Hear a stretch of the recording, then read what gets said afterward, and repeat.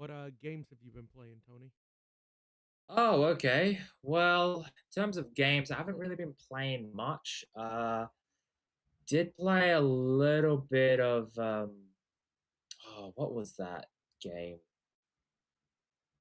It was I cannot remember. It's a fantasy game. I think I played a bit of Fable. I think that's it. Uh, like the anniversary game. And yeah, I think that's about it. But what about you, Cal? No Rest for the Wicked. Nice, nice. I recently bought that, so hopefully we can play that. Yeah, it's a pretty fun game, like to play. That I'd and imagine so. Tainted Grail I've been playing. Yeah, again, I also bought that too, so hopefully I can play that in the future as well, because that looks like a fun game. I'm not playing Dustborn, not with a Ugh. headset pole. Yeah, I have it, but like I ain't playing it for a while, unless if someone's like, "Hey, listen, I'll pay you money to play it,"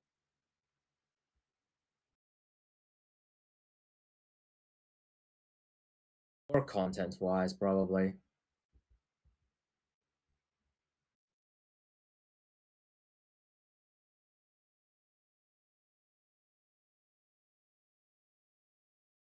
Although I can hear the echo coming from your. Yeah, you can because I have the video on. Yeah, fair. I was just double checking, and it Yeah, looks like your of course. audio is clear now. All right, that's good. But yeah, in terms of like what I've been doing outside, I recently uploaded my review of Iron Lung. That movie, really good. I highly recommend it. The Markiplier movie, highly recommend it.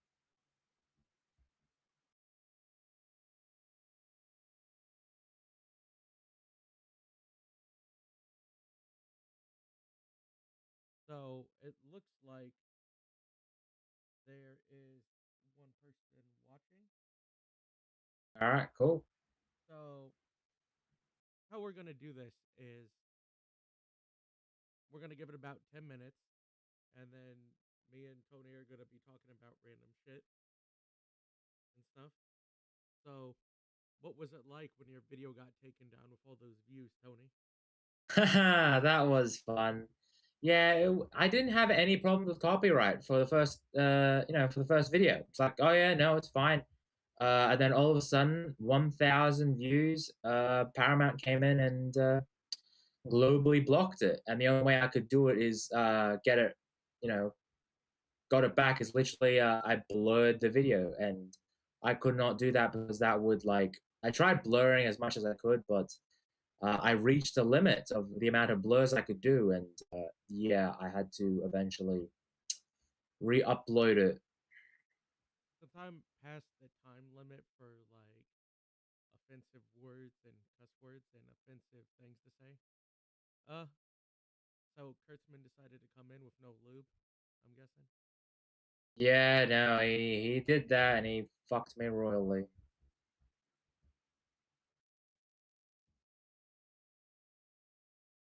It But you was liked really Iron Lung? rough. I really liked Iron Lung. I thought that was a really good movie. I highly recommend it. Yeah, go see it. Go support the YouTuber. Not a lot of YouTubers can make actually good movies, like a certain film critic that sold out his entire audience for selling shifty freaking mental health ads, loan shark ads, and of course gambling ads. Who could forget? Oh, the great wise words of Chris Stuckman, who is not going to criticize any person in Hollywood now. It, you know what's funny? He was my first. What was it? When I was just a viewer on YouTube, he was the first one I saw back in the day for like, Wow, really? yeah, for like reviewing films. I was always a Jeremy Johns fan, and I still am. He's made good content, and people always pick on him because like he dares to review a movie like the Matt Walsh uh you know video and all that. And I know that you have a checkered past with him in terms of like you know your views and his views. But I will say, there's something to be said about Jeremy Johns reviewing a movie and he gets claimed to be a racist and all that. It's like, dude, he just reviewed a freaking movie. Let it go. I find if you're gonna review something, you should approach all viewing. And it's not like I hate the guy. I unhappy about a video I made getting claimed by Daily Wire, and being told to take it down. Of course, but and and a lot of the issues aren't necessarily political that I have with him. It's him spreading misinformation as a veteran of like insurance, or not insurance, disability in general, how it's handled. That's fair enough.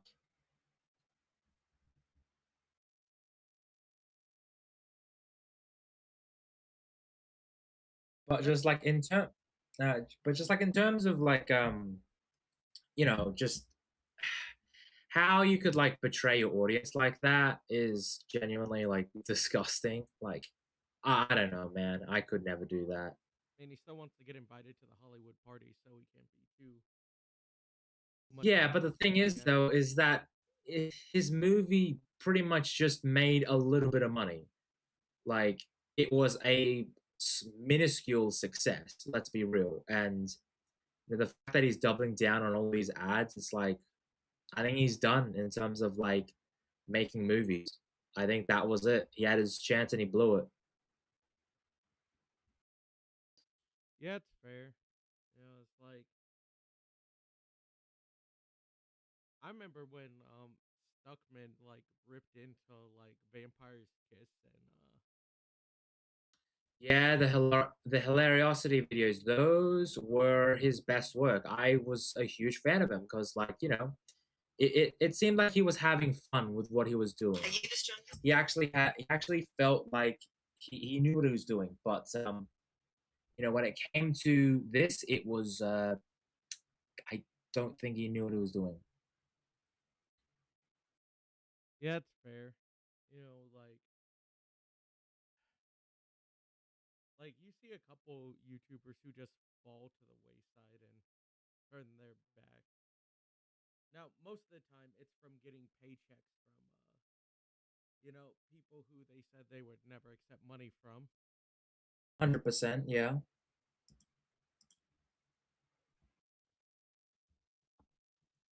Are there any of those like big movie reviewers still around, or did most of them just like shut their channels down? So I remember back in the day, you probably know Collider, how there was what was it? The Schmoes know. They split up a couple years back. I remember I only got introduced to them through Jeremy Johns. I didn't really pay attention to them because they weren't really my style, but I really like Jeremy Johns is probably the last movie reviewer standing. Then there's Chris Stuckman, and he's well, a shell of his former self. Uh, Because he wants Angry to be a Joe big, does, he wants to be a yeah, big name director now, Tony. I know, Hey, and don't you understand? His movie, you didn't understand it, okay? Because it of flew above course, your head, you know. I didn't understand having the sister fall out of a window and then get eaten by hellhounds. Oh dear God, I how do I not know his genius behind that? God, that's such a stupid movie.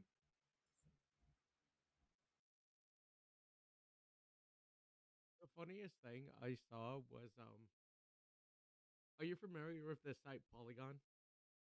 Yeah, Polygon. That one of the reviewers on social media compared Chris Stuckman to Guillermo del Toro. Yeah, no, that's stupid. That. Hmm. But yeah, it just seeing Chris Stockman's decline is honestly depressing. Oh, there's another reviewer that still does stuff. Nostalgia Critic.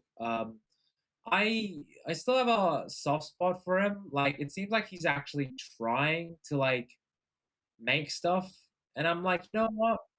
It's it's not great, but at least he's trying. Are you a fan of Dead Meat? You familiar with that channel? Yeah, the James A. Janice Yeah. one. Yeah, I mean, I'm not too like overly. I used to watch them back way back in the day, but there's a couple of videos and opinions that I just didn't really agree with, particularly on the ones of like his Mortal Kombat MK9 game video. He was like, "Oh, how could these women be like wearing sexy outfits? That's like terrible." While his whole video career is literally about talking about the best kills, which is probably even more glorifying of death than like glorifying of like objectification of like women and all that. But like the dudes are like super jacked in that, so I don't see like if I recall correctly, like what was his name? Johnny Cage is like shirtless and freaking jacked as shit. So it's like, I don't really get that. Yeah, the guy who played in Dread, right? I always forget his name. So he wasn't in that movie. So I'm talking about the game, which was like Oh, highly like objectified in terms of like women and all that. Like I remember there's this fatality with Melina where she does this like sexy like dance after that she's like sprayed with blood and all that. I was like, as a kid, you're like, well, even though you shouldn't be playing as a kid, it's like, damn, okay. Uh, but like when it comes to his takes on that sort of thing, it's like, oh, how could you objectify women like that? And it's like, but you're objectifying the whole death process of things. It's like, why are you fine with glorified violence and all that, but sexual content? Really, you have a problem with that?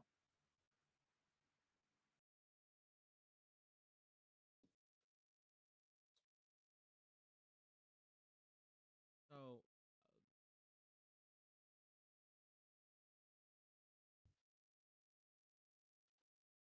Yes. I'm just like looking at stuff. Have you seen Masters of the Universe? I actually I can't show that on stream. Amazon Uh, will take down the stream. Masters of the Universe. Is that the one with Dolph Lundgren? Oh, there's like a new one. I'm gonna see if I can find it on a smaller channel so we don't get, you know. I have not. I have not. No.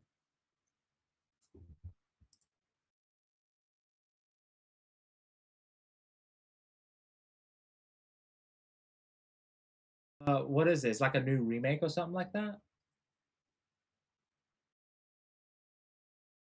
Yeah. Oh, okay, that's interesting.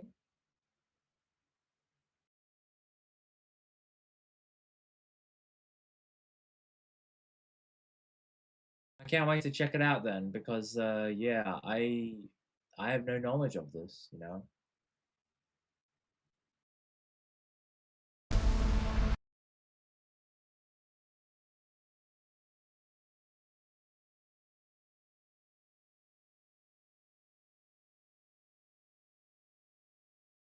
Let's see how it is then, if you can pop it up on screen.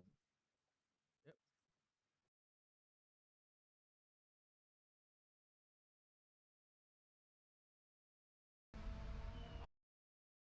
Oh shit. Wrong video. My bad. Oh, I was on IGN. I ain't getting that copyright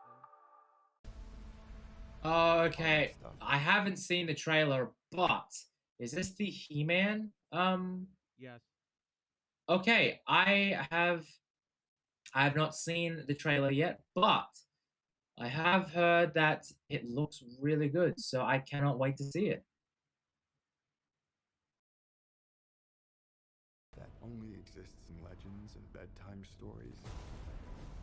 Talking tigers, spaceships. Damn, okay, this looks pretty neat. I quite like it. Now, the guy who's directing is. Are you familiar with a film called Coraline? Oh, he directed Coraline. I love that movie. Yeah, it's the CEO of Studio Leica. Oh, nice. Can't wait to check it out then. and magic swords that can make a man as mighty as a god. Where I come from, What do you think of so far the visuals, Tony?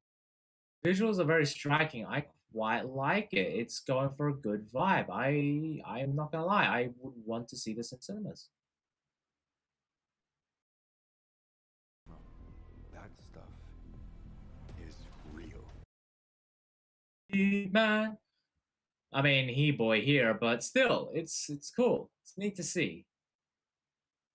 I honestly wonder how much did they have to pay him to direct this?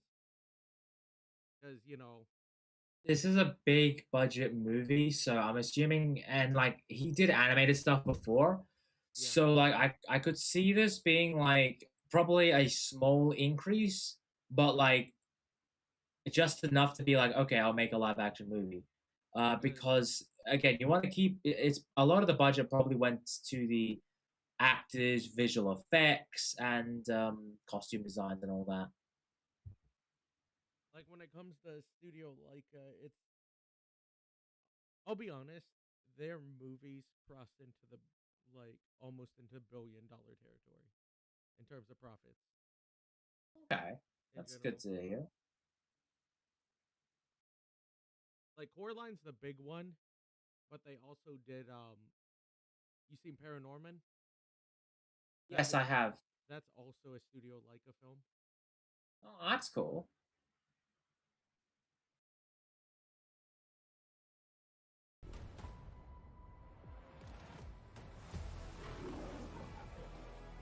MGM. Oh, that is visually beautiful. Good lord.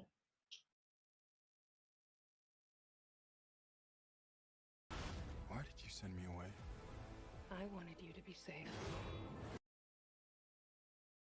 Now, there are parts that people are complaining about.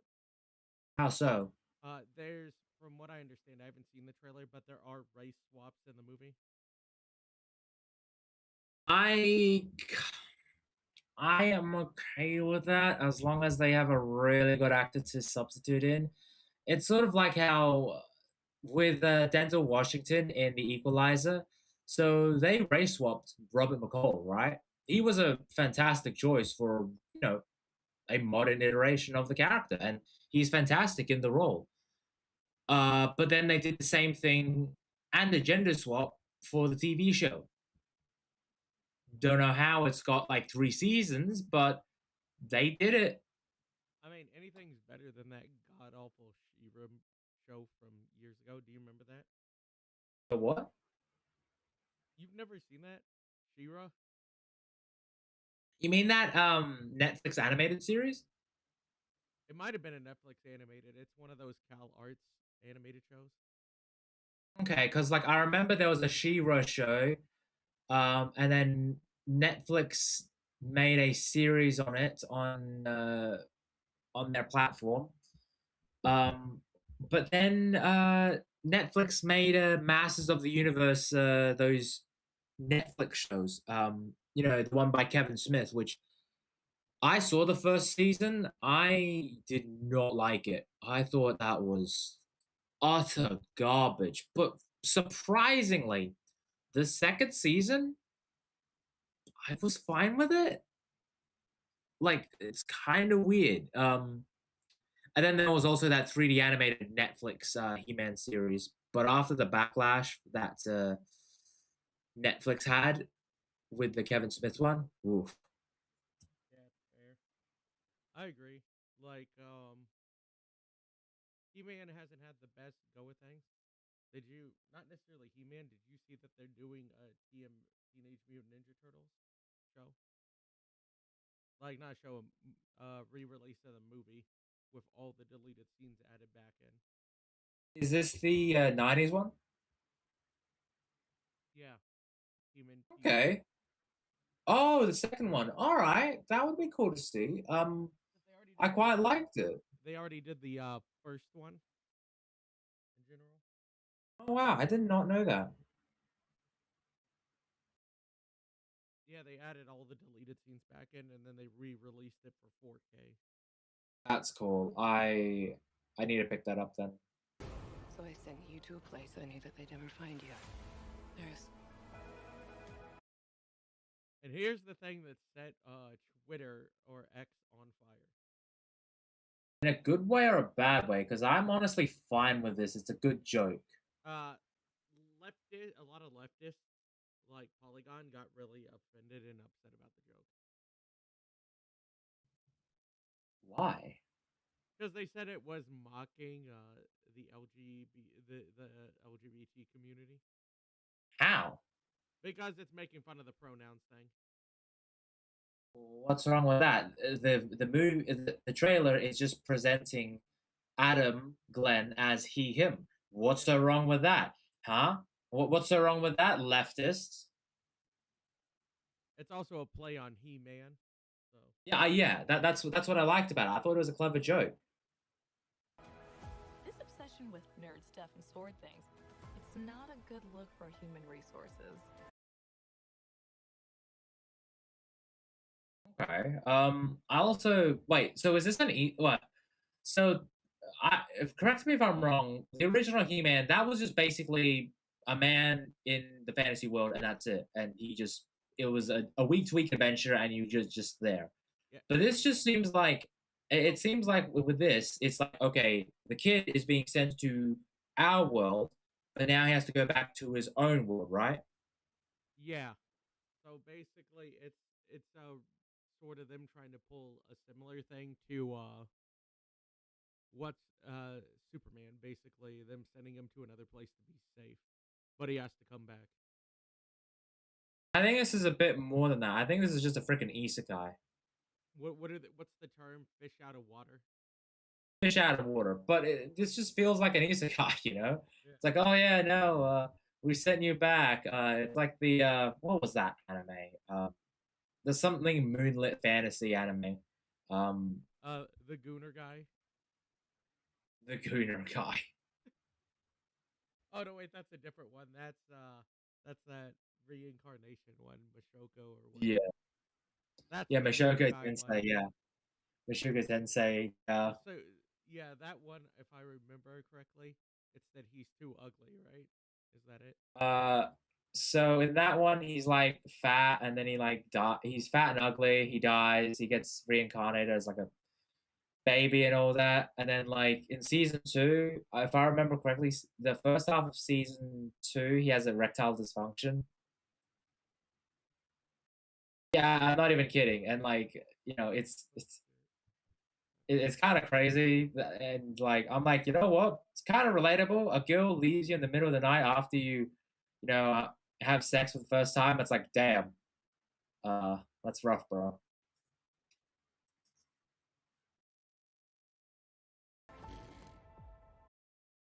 Oh, you talked about erectile dysfunction, and then this text popped. Hey, he found his sword. That's some great foreshadowing right there. I know it sounds crazy, but that sword is gonna show me the way home. Bro, that is the definition of jacked.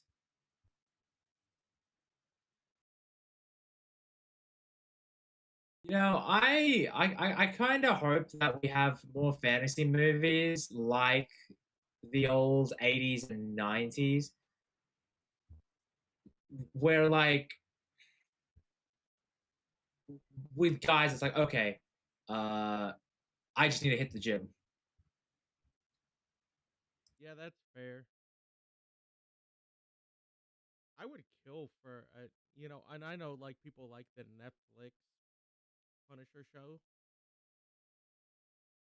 and they like John Barenthal, but I would kill for an actual like accurate Punisher like movie. It's kind of hard to do that now, especially with Marvel at the moment. But if you were like, okay, we're going to recast Marvel's Punisher, and then set it like during the Vietnam War and all that, like you could probably do that. But like, I don't think you can. I mean, there was the biggest, not necessarily that, but with Blade, the biggest rumor for the new Blade film at the time was that Sinners was originally spitballed as a Blade movie. Well, I mean, wasn't the original Blade supposed to take place during the old timey times? Yeah. So like, Then they even bought the costumes off Blade. So like,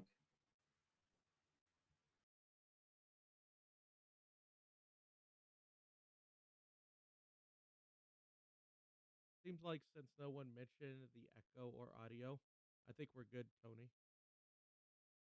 that's good to hear. It sorted itself out. Hey, well, to be fair, no one's in chat, so like, hey, works out. We had another viewer a little while ago and they didn't say anything about it. Well, that's good to hear. Sir, you can't do that. Don't worry, the sword's mine. So wait, hold on. Why would the sword be there? Like, I'm a bit confused with that, but whatever. I'll accept it. Are you ready for the bad news about this movie? What? Huh? What's the bad news? Do you know who's playing Skeletor? Oh, yeah, I know who. Look, man, listen. As long as I don't have to see his face, and I just hear his voice, and Jared Leto does his usual Jared Leto stuff behind a CGI face, that's fine with me. If I see Jared Leto's stupid face, nah. Hey, off topic, but they are making a Steam game called What do The you mean? Island. What do you think that The Island's about, Tony? God, Jared Leto's special island. It's not It's either Jared that Leto. or Who else had an island? I don't know, the one that recently got all those documents leaked. So that got that revealed. one. Yeah, that one. No, okay. It's supposed to be a choose your own adventure to escape the island, Tony. Oh boy, sounds like a classy one.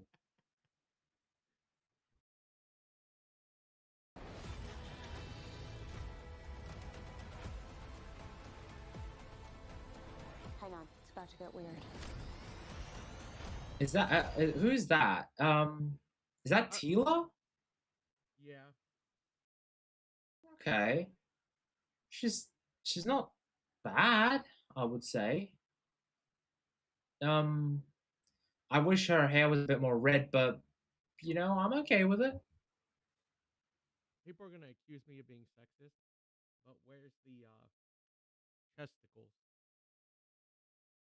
You know? Oh, okay, the chesticles.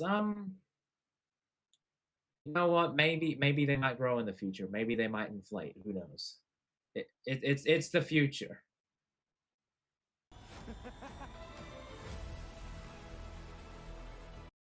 You could tell that part of this film is animated, though.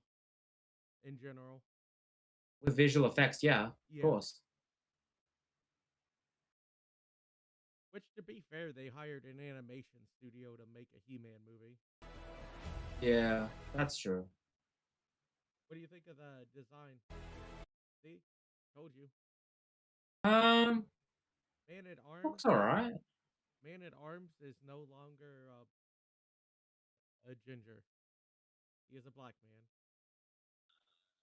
Who's playing him again? I'm actually not sure. Looks like from this view, Idris Elba. Okay, well if it's Idris Elba, then should be Yeah, it alright is. then. 'Cause Alright. You'll see when it because if you look at. What do you think of the other designs, the ones in the background? I think it looks great, all things considered. If you ask any of those like anti-woke channels, they'll say they're effeminizing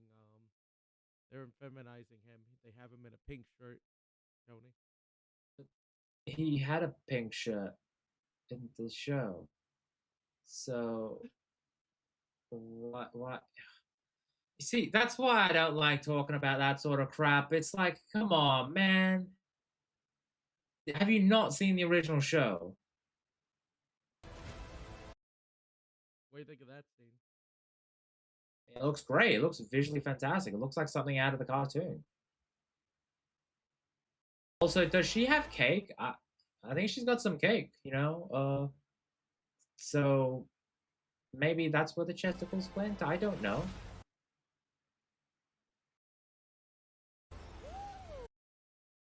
Yeah, that's Idris Elba. Yeah, it's Idris, yeah.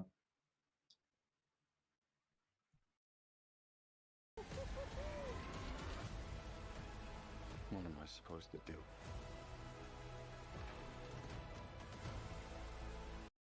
Dude.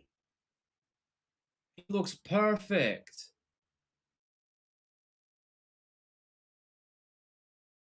I love the way he looks. Oh my gosh, give me more of that. That looks great. So, for the somebody just popped in, we are reacting to Masters of the Universe, and in like 10 minutes we'll react to something else too, and then in 10 minutes I got a couple trailers that are gonna permanently scar Tony's soul. God, just what I want. You protect them.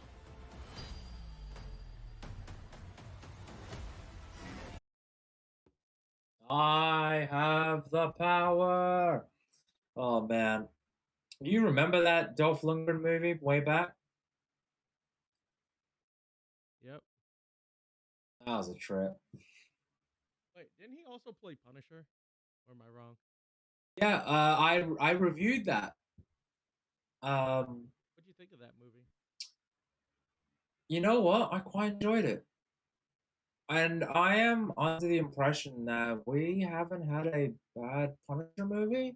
Like, I think this Thomas Jane one is the one that comes closest to like being a bad film. But I think the first movie with Dolph Lundgren's pretty decent as an '80s action movie. Did you ever see the Ray Stevenson one? Like, Yeah, I was just about to get to that. The Ray Stevenson Warzone one is, good lord, that is pretty full on, pretty fantastic as a movie. I quite enjoyed it. It's super bloody, it's super gory, and god damn, Ray Stevens is an absolute treasure in that movie.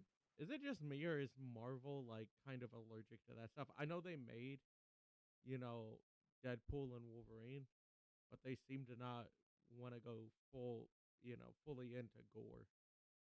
So they want to keep their Marvel stuff relatively sanitized, and I get that because like the MCU has been a consistent family brand. Let's be real. But the problem is though is that recently they've been just, well, monetarily they've been doing pretty shit. And you know, Deadpool and Wolverine, a R-rated movie, made over $1 billion. You know, that's pretty impressive. Now, granted, it didn't make a hell of a lot of money, especially after revealing the budget, the true budget behind it, but it made a lot of money. Um, Speaking of, I'll get back to the trailer in a second. yeah, all But good. speaking of that, did you hear the rumor about the new Marvel film? What they're doing, Tony? No, I did not. So they're talking about. It's rumored. There's been no confirmation from Disney or Marvel about it, but it's heavily rumored that they are going to break it up into 3 movies. Okay, so I have heard a bit about that. Like, they were gonna have Doomsday be the first movie, and then with Secret Wars, they may consider splitting into two. Hey, Ansanya, how's it going? Good morning. I'm going to be headed to bed, but I'll be lurking while I sleep. All good, Ansanya. Thank you very much for joining, and yeah, you have a good sleep, dude. Yep. Have a good night. Thanks for showing But- up for like when you could. Yeah, I really appreciate that, dude. But like in terms of like violence in the MCU, like we had Echo and Dead Over Born Again, and like while those shows I think Born Again is a much better show than Echo, and I think Born Again's fine. I don't think it's great. I don't think it's terrible as much as people say, but I have some enjoyment in it. I But mean, I will give an excuse for this film, or not film, for that show. it was because of the split up into because it was basically split halfway.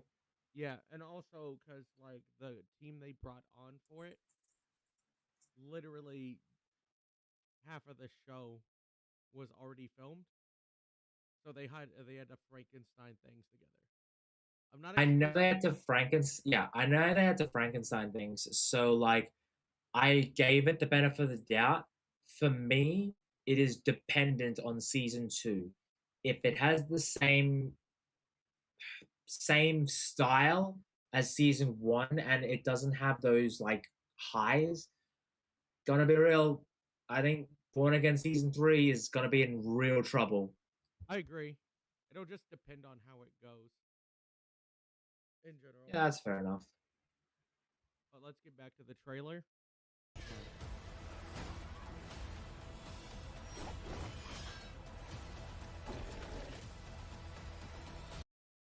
So I think the trailer kind of shows a bit too much.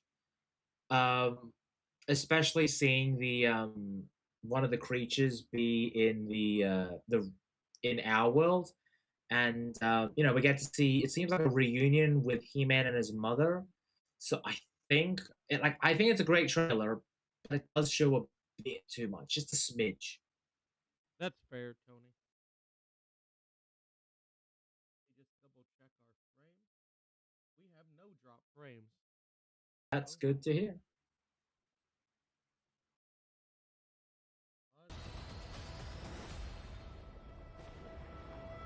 okay, so what are you thinking so far of the special effects and the designs?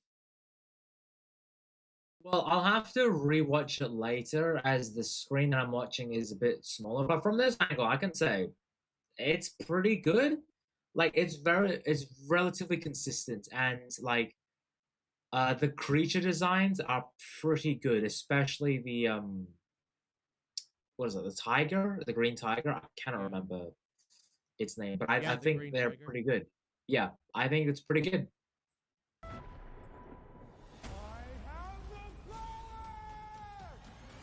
Let's go. He said the thing.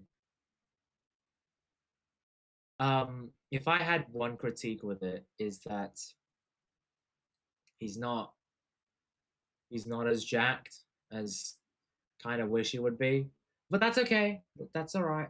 There's a limit to what you can do in live action, I guess. If that makes sense. I agree with that, but if you're gonna do that, at least lather him up in baby oil, like I don't know Dolph Lundgren in that movie, because like Dolph Lundgren looked like a freaking jacked beyond like that is what I think of like when I think of He-Man. Like I don't know, like when I think of He-Man, I think of in his prime Arnold Schwarzenegger, Dolph Lundgren as He-Man himself, and like I don't know a Stallone like body, but like I mean, granted, maybe his performance is a lot better in the movie. Like in terms of like he wins me over with his performance. But like in terms of physicality, I'm like he's good, and I he's good. That's all I could say. Yeah, that's fair. I definitely do agree with you. It'll just depend on how this movie shakes up, especially with who they have cast as the villain. You know, Yeah, Jared Leto is the wild card because like again, he's the villain, so he's not the primary focus on it.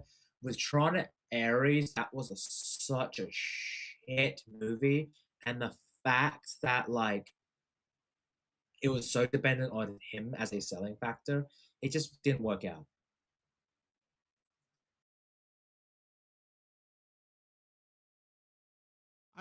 I agree. To I definitely agree with that. Like, I know people hate on the Netflix show in general. I actually like who they had to play Skeletor, and I know politically, I definitely don't agree. You mean But Mark Hamill? yeah, Mark Hamill is that I would have liked to see him back in the role of Skeletor. I think it would have been good to like voice him and all that, but like again, I guess they wanted a bit more of a name, even though they got freaking Jared Leto. But I guess might as well. But overall, like when it comes to the casting in this, it's pretty good. I mean, Elba race swap, so that's a bit controversial. But honestly, like I don't care about. I mean, I do care, but like if you're a side character, I'm a bit more lenient. If you're like the main character, then I have like, I don't know about this. I would have liked if we would have got to see more like combat in the trailer. If that Yeah, makes but sense. I do think that we get a sense of like adventure and like fantasy and all that. And it establishes like a bit more of the plot. I would have liked to have seen a bit more action, like you said, but like maybe we might get that in the next trailer. That's fair, and this is just a teaser trailer, so I will say I did see that smaller teaser trailer that they released before this one, and I quite liked it. what do you think of the logo though? It's fantastic. I quite like it. One of my viewers, he he's in my Discord, and he said that his son is going back to watch like the old '80s cartoon because of like the trailer to hype him up and all that. You know, I So know like, I know not everyone likes the 2000s version of Thundercats and He-Man, but I love them both. I haven't seen the 2000s iteration of He-Man, but I remember seeing a bit of the Thundercats show when I was a kid, and I remember this weird like subplot with like this romance, and I was like, I don't, I don't really follow it. It felt like it was going for like one of those teen romance angles, I guess. Love triangles and crap. But like, it just, besides that, I was like, oh, okay, it's a fun show, a fun enough show. Is the mic good on your like end, like the sound for the video, or is it loud? Yeah. Oh, the video's good. So this was something I had saved for earlier on, but since we were talking about Starfleet a little bit, I think this one video will like boost up the audience for Starfleet, in my opinion, Tony. All right, let's see what it is. But one thing is missing. If you rule against us, and we are victorious in a war against Gowron, which we would be, it will mean the end. Where are the alien breastises, Tony? Uh, Cal, they took him in TNG. That's what happened. But like, we haven't seen a female Klingon in a fair bit. I'd say since Discovery. You saw a female half Klingon, Tony. Oh, the Jem'Hadar fatty. Oh. The genetic freak that makes no sense. Yeah. I thank you for reminding me. Correct me if I'm wrong, Tony, but don't you have to have bits to procreate? Yeah, like the whole Jem'Hadar thing is honestly, I hate it. I never got it because like the Jem'Hadar was designed for combat. They established that they don't have dicks. So like Kurtzman comes in and says, "Oh yeah, they had a romance and like they have penises and vages, I guess." But like they're genetically created. So unless there's some sort of like, oh, I don't know, like they evolved that way, but like again, they're genetically created in vats, so makes no sense. That's fair. And the one video I was saving. Well, we'll do it this way. we'll give you one video that you like, and then me and you, we're gonna switch over to something that's gonna make you rip out your hair. Okay? Oh joy, one video we'll like and one video that will that will potentially lower my lifespan. Awesome.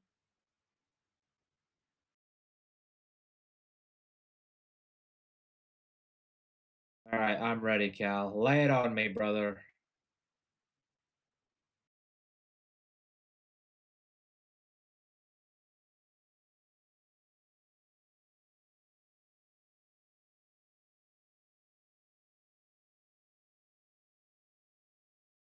Got it, Cal? Yep, I'm pulling it up now. Just give me 1 sec. Oh, good. Yeah, just like, dude, Star Trek career. this Star Trek journey is like rough, man, to get through.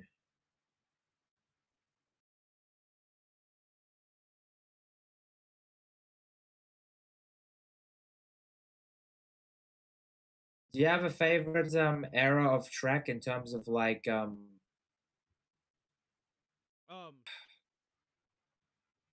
did like the original show, but I also deeply love Deep Space Nine. Yeah, that's fair enough. Deep But Space my Nine first is like show was one Deep of the loved Space ones, yeah. Nine. My first two shows were Deep Space Nine and Enterprise.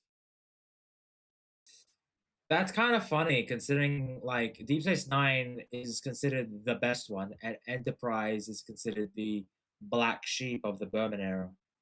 I mean, as bad as Enterprise was, I think it was held up by a superior like lead. Scott Bakula was great in it, yeah, as Archer. Yeah. I will say though that when it comes to Enterprise, season 3 and 4 are fantastic. They are some of the best Trek. So, do you want to know something that might be considered controversial? Ooh, controversial. Lay it on me. I like Strange New World. The first 2 seasons. Because I think of New Trek, other than Picard season 3, it was the closest to getting to like earlier shows. Cal, buddy. I'm really disappointed in you, man. Yeah. I like season 1, Tony. I vehemently hate Strange New Worlds. But the problem is though, is that it is the closest I can get to my classic Trek fix. The Orville is gone. There's no other sci-fi shows that does the whole Trek formula besides Strange New Worlds. And Farscape is the first new Farscape movies 3 to 4 years out. So what are you gonna watch? Yeah, that's rough. And like, I'm gonna be real. Like, I am not like I hate Strange New Worlds. Like, I do. I think it's like a watered down version of classic Trek. But like, I will say there is at least some ideas where I'm like, well, at least you tried. Yeah, like they have I think another thing is I don't know if you've seen him in other stuff, but the main actor for the captain in that show, I always forget his name. Anson Mount Yeah. as Pike. Yeah, Anson Mount is a great actor in my opinion. He's a good actor, just you know, like all actors, shares his opinion a bit too much. That is fair. So, Then again, he's allowed to say whatever he's wanted. It's a free country, but at the same time, it's like when you're appealing to a wide variety of an audience, sometimes it's best to just shut up. so here is the video, Tony. Okay, lay it on me. Oh, I can't see it. Yeah, no, there you go. congratulations with Star Trek Starfleet Academy. Thank you so much. Wait, pause. See if I. So this is Alex Kurtzman, obviously the producer, director of the episodes, and like writer on some of them. I'm assuming. Is she the showrunner? She is the co-showrunner for Starfleet Academy. What other Star Trek has she done? None. The only other Star Trek she's actually worked on is a show that you really love, Tony. Huh? Yeah. It is it's a little show called Star Give me a sec. It's called Star Trek Discovery. Oh. Oh no. No. Yeah. She worked on Discovery? Yeah. She worked on Discovery, Tony. No. You okay there? Okay. You okay there, Yeah. buddy? Yeah. Oh god. All right, let's see this interview. Could start off with a hard curveball question here. For the past 60 years, we always imagined Star Trek as visiting strange new worlds and space exploration. But with Starfleet Academy, it's pretty much grounded. So what do you think so far, Tony? It's not grounded. It's fucking retarded, dude. It's such a terrible show. And like, oh my god, Kurtzman just still looking like a freaking shitty clone of Robert Downey Jr. Like he's your Timu Robert Downey Jr.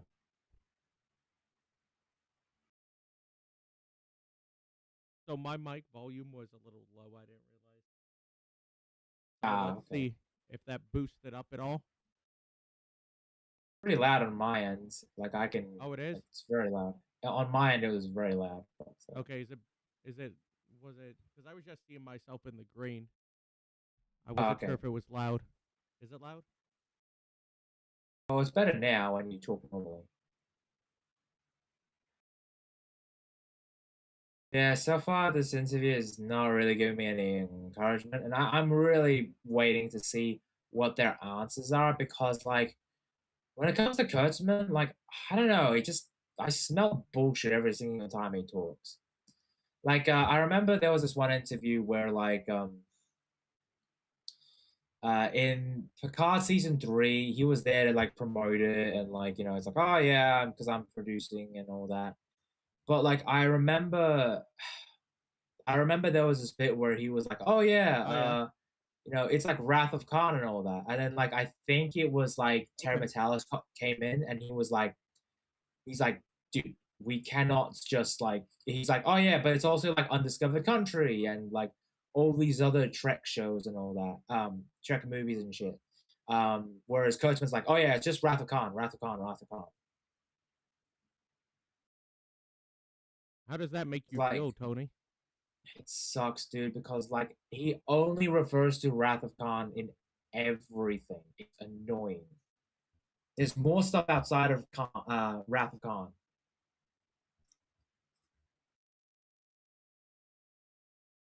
Oh, so it's a little more upsetting, would you say? Say the least, yeah.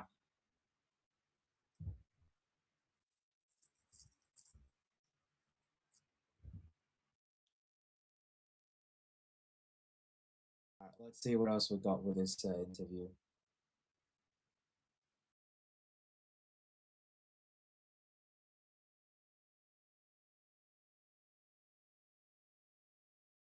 Right there, Cal? Yeah. You mind pulling up the stream again? Does it set down my audio? So I just need you to make sure what I'm at. Tell me if my voice is like too low.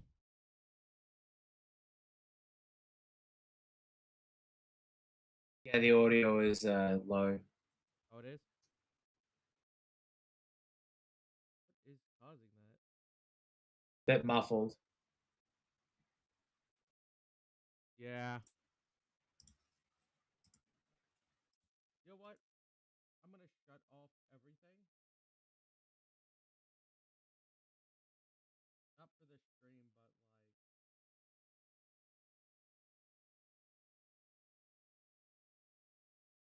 like. Is it just Am I better now?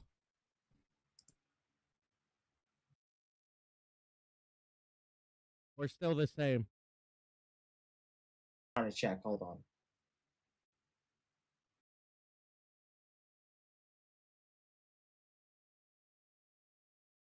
You're still muffled. 1, 2, 3. So I think I know what's causing it. Yeah, it's purely muffling.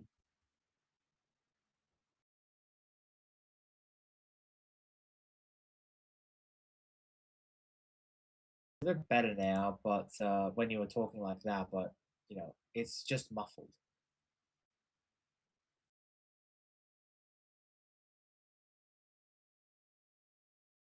Let me see. 1, 2, 3, 4. Okay, that fixed some of it. 1, 2. Testing. Yeah. So something's bringing my audio down.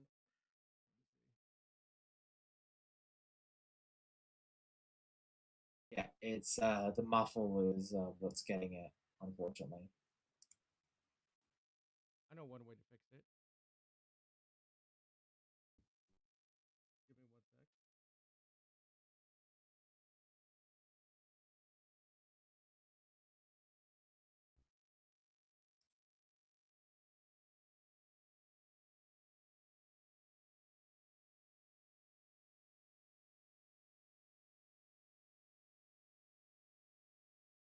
One, 2, 3, 4.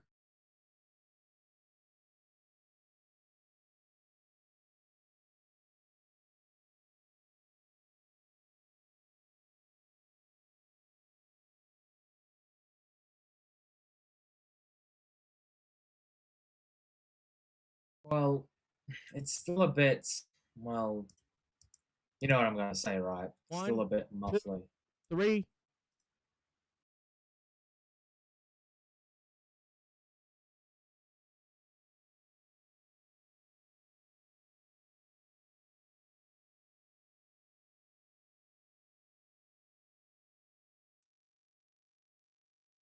Yeah, the audio is still muffly, dude.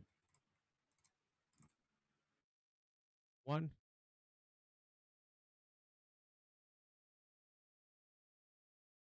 How are we looking? 1, 2, 3, 4, 5, 6.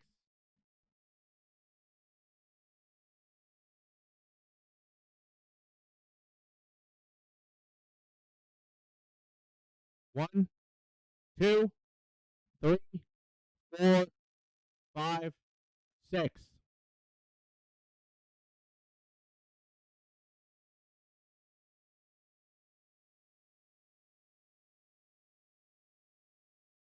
One, 2, 3, 4, 5, 6. Hey. 2, 3.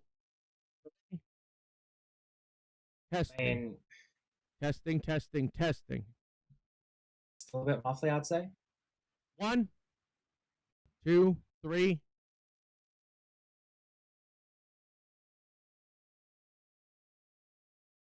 Yeah, it's very muffly.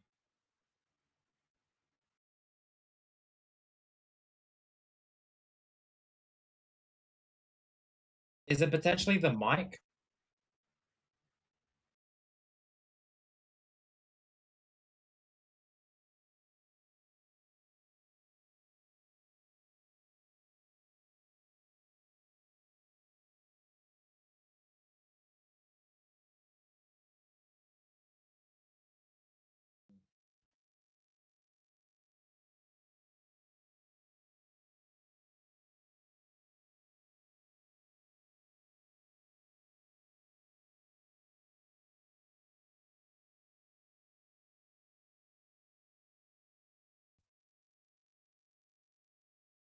Can you hear me, Tony? can hear you fine on my side, but I'm checking through the stream. Is my voice still low? Again, I'll have to wait for you on the stream because you sound fine. Yeah, you sound low on the stream.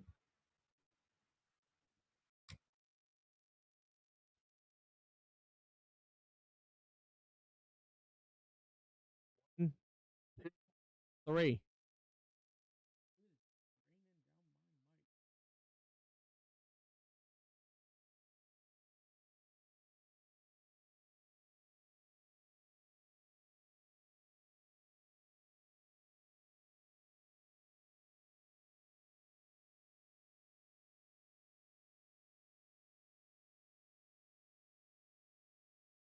Yeah, it's still a bit odd. I'm going to see if I can fix it, Tony. Okay.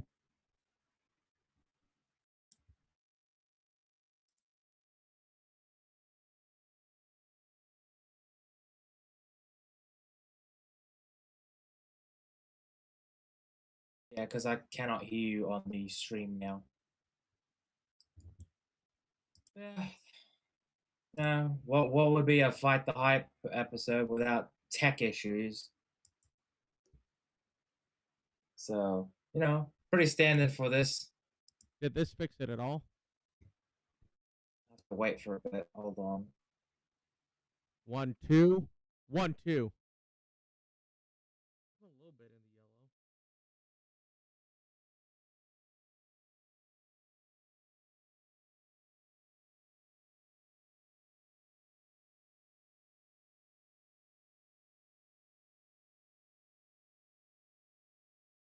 I mean, you're still muffled. That's the thing, though. So it could be just a mic problem or something like that. No, because it's a good mic. I think it's just the software issue. Just give me 1 sec. Yeah, fair enough.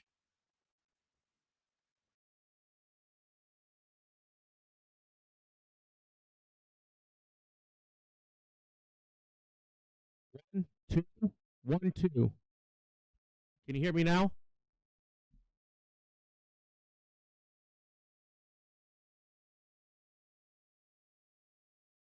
Testing, testing. 1, 2, 3, 4. Yeah, it seems like you're blowing out your mic, but like it's not. It's still muffled. That's the issue.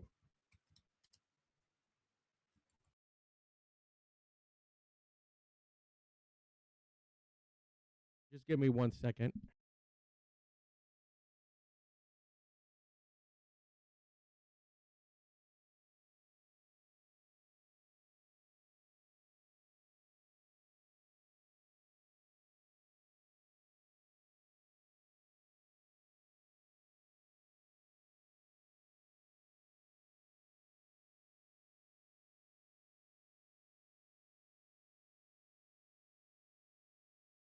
Yeah, hopefully we can get this fixed up and sorted.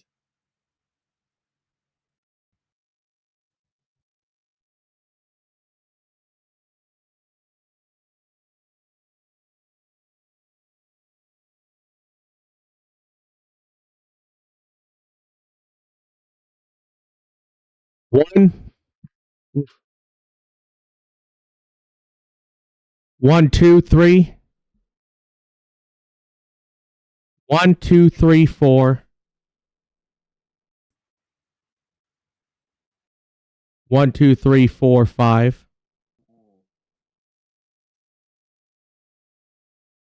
1, 2, 3, You're 4, coming back 5. through very loud in this one now on the stream. Okay, You- testing, testing. 1, 2, 3, 4.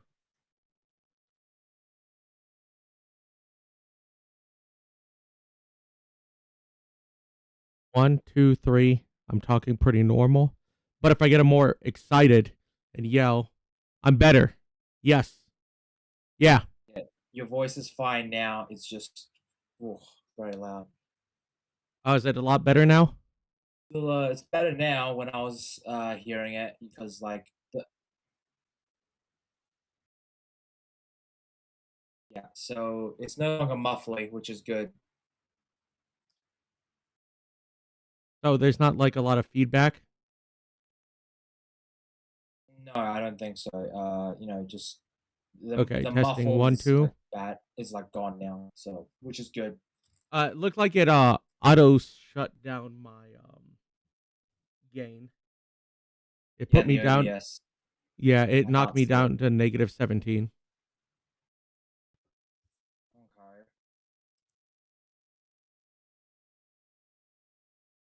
But you said we're good now? Yeah, I mean, like, again, I was basing it off the stream because like there's still a delay, so I can't really like check it until like about a couple seconds later or 30 seconds later. So it is dependent on that. But I think we're fine now. If you keep listening, you should see if it's fine now. It looks like on my end the audio levels have been fixed. Okay, seems like we're fine. But I can't see anything on OBS. The thing that we're using. 1, 2, 3. Yeah. So my levels are back to good. Cool. Just restart this video. Sure. Not the video, but like the sharing. Yep.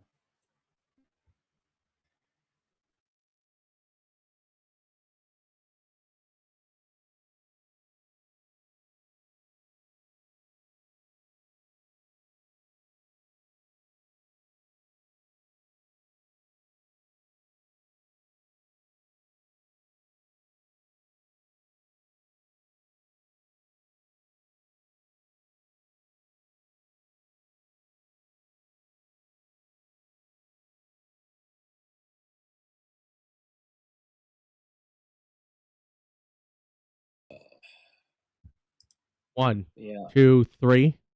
Okay, yep. We are all good, Tony. All right, cool. Well, when you share the screen, we can continue on with the video. Can you hear it, Tony? Well, Yeah, I can't see it though. You know, one of the reasons why we made sure that in the show we have both a campus in San Francisco and a big ship of, the Athena, which is a teaching ship, was so that we could do both, so that we could. Is that better, Tony? Can you see it now? Yeah, could you like rewind a bit because I didn't get what you were saying.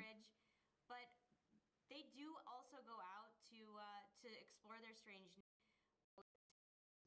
We always imagine Right there? Or is that Yeah. too far back? Yeah, no, that's fine. That's perfect. But with Starfleet Academy, it's pretty much grounded. So what is the spirit of Star Trek today? Well, I think one of the reasons why we made sure that in the show we have both a campus in San Francisco and a big ship of, the Athena, which is a teaching ship, was so that we could do both, so that we could have it grounded in San Francisco, where it's always. What do you think about that, Tony? Look, if you're a good show, like you can have, well, you can have a compelling story based on Starfleet. Deep Space Nine had a compelling story, and it was on a freaking like Starbase, But like, it's shit. So they had to do it because, they suck. They don't have any thought into it.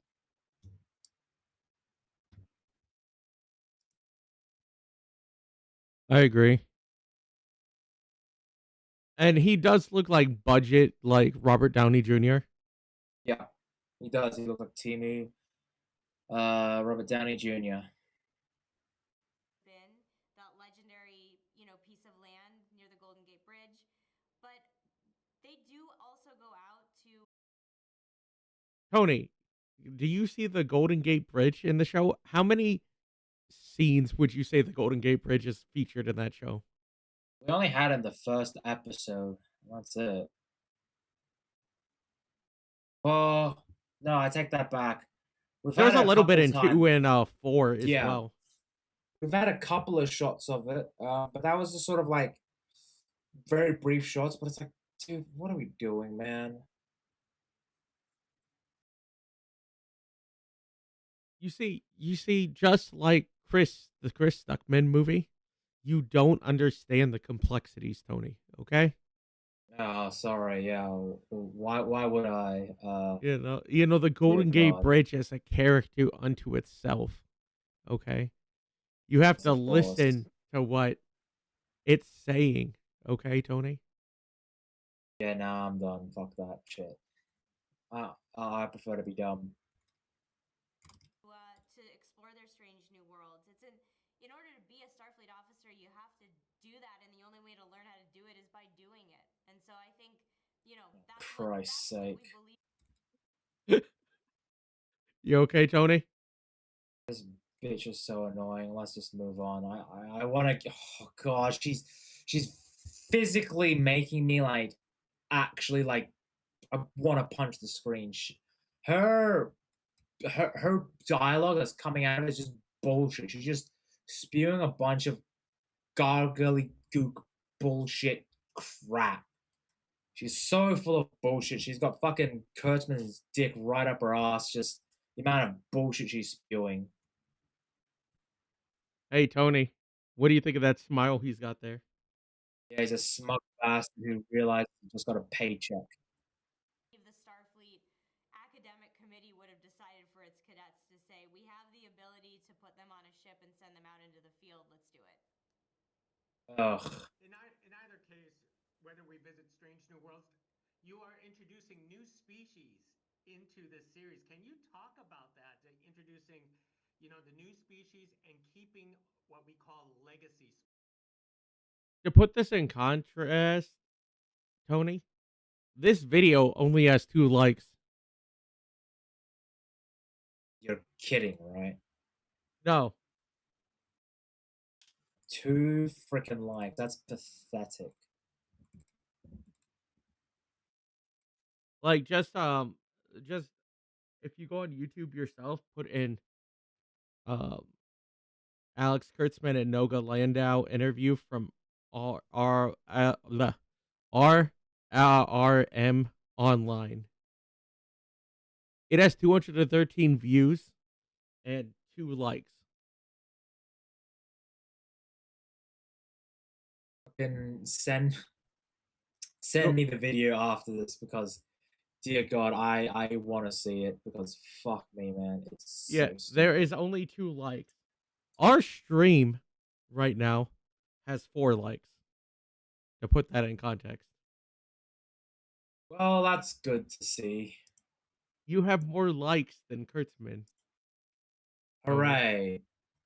We did it.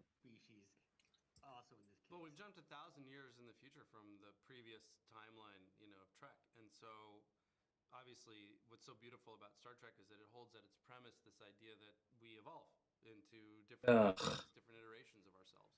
So, we have brand new species that didn't necessarily exist. We have species that you would never have thought would have cohabitated, now living together. And it feels like it represents the melting pot that Roddenberry envisioned. Fuck you, you cunt. I'm sorry, I did not mean to like swear like that in that point, but like, dude,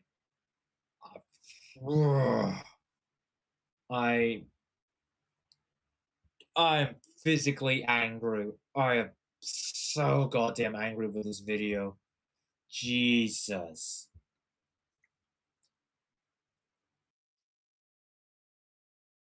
You're upset about this, like with that Roddenberry line? Yep. When he said that Roddenberry, I fucking hated it. With so many characters in this series and so limited amount of episodes, how do you balance the stories amongst all these characters? Well, at the beginning of each season, because we've now written 2 seasons, I think we do a pretty good job of trying to make sure that every cadet gets their own episode, or they get an episode where we really get to delve into something deep for them. I boosted the audio a little bit for you, Tony. Really awesome. Go back a sec. Go back. I want to hear what you said. Right there? Really get to delve into something deep for them. And we also make sure that we're telling really awesome stories for the delve into something deep. Who the fuck says that shit? Alex always says we don't want, our audience tuning out when the grown-ups come on screen. We want them to be just as entertaining as the cadets, and so we always make sure to do that. What do you think it's so far, Tony? I think they're spewing so much bullshit that I physically feel ill. It's terrible, dude.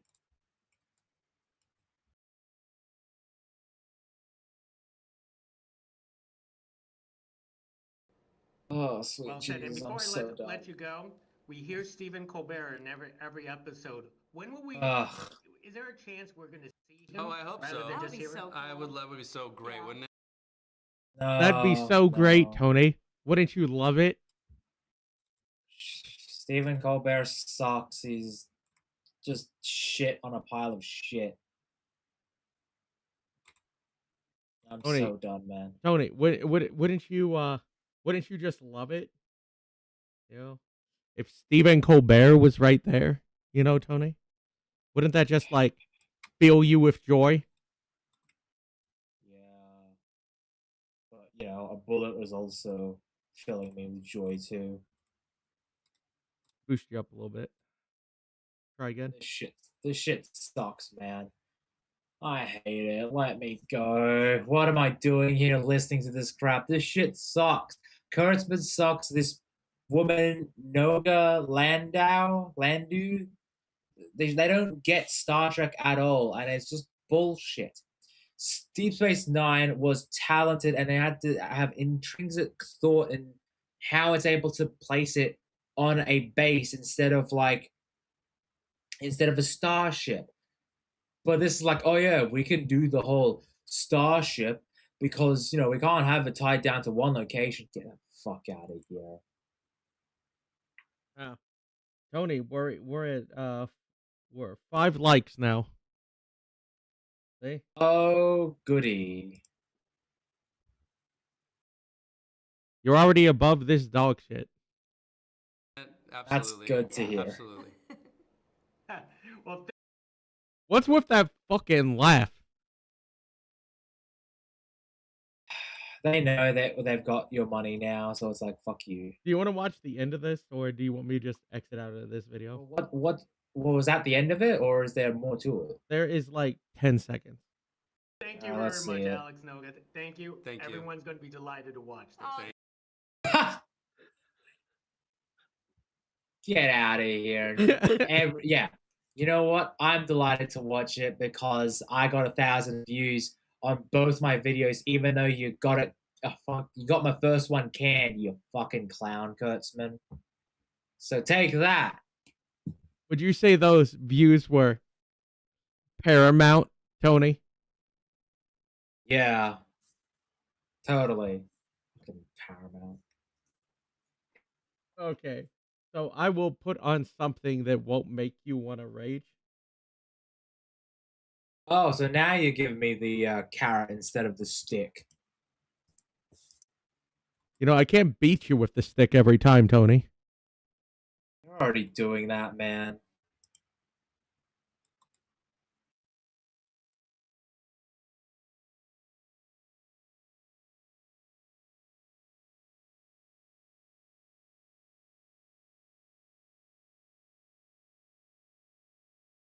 I mean, I have another one that is much worse, Tony. Would you prefer me to put that one on? Yeah, sure. It is my great honor to welcome you all to Starfleet Academy. What I love about this series is it's I reminiscent can't of some see of my favorite mythological it. schools brought to live There you action go. life. Hogwarts in Harry Potter, Charles Oh. Xavier School for Gifted Youngsters in the X-Men movies. Did you draw inspiration from any of properties that came before who kind of had a similar structure layout? And also, what efforts did you make to make sure Starfleet Academy was different than the typical school structure we see in these fantastical worlds? Oh, sweet Jesus, kill me. What am I actually like? Oh my god. I can't believe I'm listening to this crap. Oh, sweet Jesus. Are you okay, Tony? No, I think I'm done. Like, this is like actually killing me and like draining my soul. I ain't gonna lie, dude. This That is bad? This is bad. This is Yeah. terrible.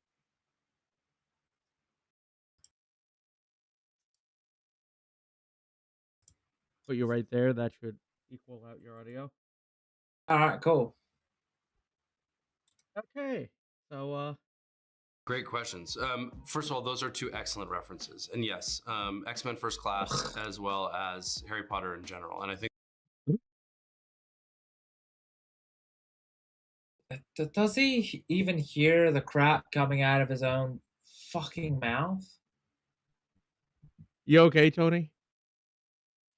No, because this is a bunch of bullshit and he knows it and I fucking hate him for it. So stupid the way he's thinking. It's like, come on, dude, are you kidding me? Why would you use those two references? One about Star Trek, you know? Call me crazy. You don't like your Harry Potter and your Star Trek, Tony? Yeah, totally. I don't like my Star Trek. I think the thing that was always, for us, really interesting about I'm gonna get a shirt made and I'm gonna send it to you, and you'll probably set it on fire, Tony. It's gonna say the future is Kurtzman. If you do that, Cal, I'll literally burn it on the stream. I will record it, I'll stream it, and I'll send it to you and be like, hey, I did it. Harry Potter was how much we loved the teachers as much as we loved the students. And we knew that for this particular show, it was going to be critical to love the teachers as much as we love the students. But I don't but love then any of the Star Trek- characters. Like, I don't like any of them. So just stop with your bullshit. You're lying. Stop lying to me, Kurtzman.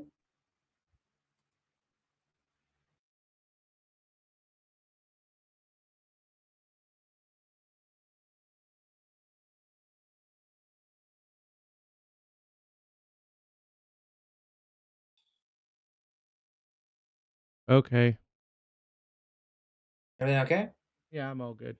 It's its own thing, right? So you're kind of looking at a template, but you're not looking at the same details.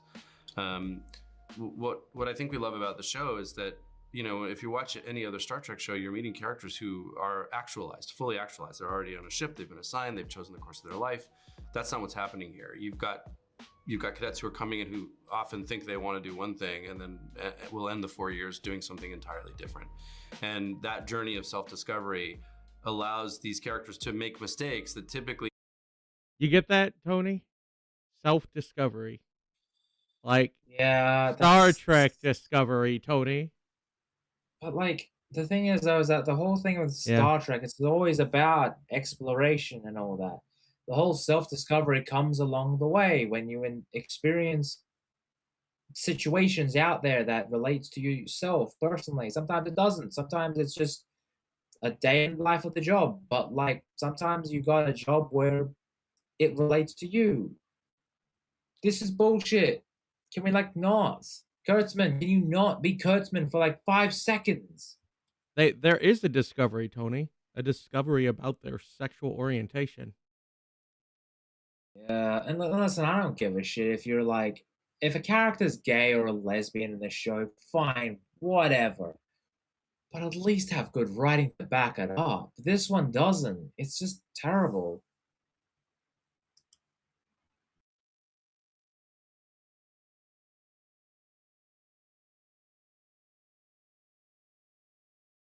characters in a Star Trek show wouldn't be allowed to make.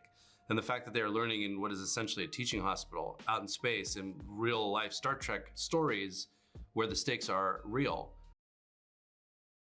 Would you say the stakes are real, Tony? Yeah, the stakes are real. The stakes are real in the fact that Star Trek is, well, this show is gonna die because of this shit. So congratulations. You killed the show, Kurtzman. You killed another beloved Star Trek show. Well done. I think gives this show its own special sauce. But what about the burn, Tony? I hate the burn with her passion. Also, he refers to something special sauce in this show. There is no special sauce. It's just crap. It's just gargly group dribble. something that's really special about Starfleet Academy is it existed as an idea before Hogwarts, before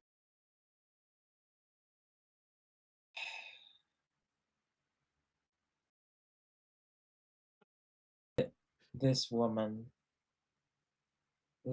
man, she genuinely fuck you.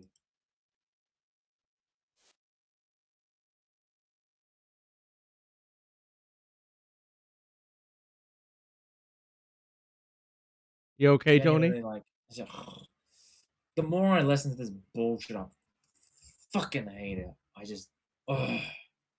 or Yeah. you know, X-Men First Class.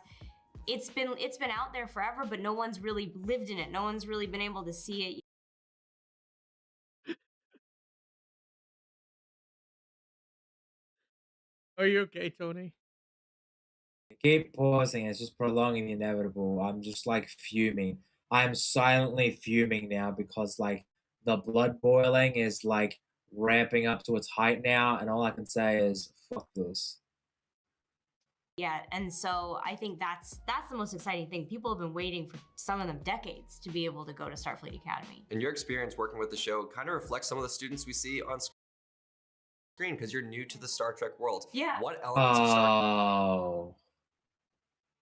That's what I was waiting for. I wanted to hear your reaction to that, Tony. Yeah, new to the Star Trek. Too bad it's shit. It sucks and I hate it. Move on, you bastards. Trek, I don't want to say intimidated you, but going in felt like a big task? And also, what other elements did you feel were easier than you might have anticipated? I mean, for me, being able to make a Star Trek show is coming home. I grew up watching Star Trek, sitting next to my dad on the couch, watching Next Generation. Every writer's room I've worked in, I just talk about Star Trek. Like, I'm like the Star Trek girl. I was that was who I was because What? it taught me. Did she get hit by a brick like in between that point and now? What the fuck happened?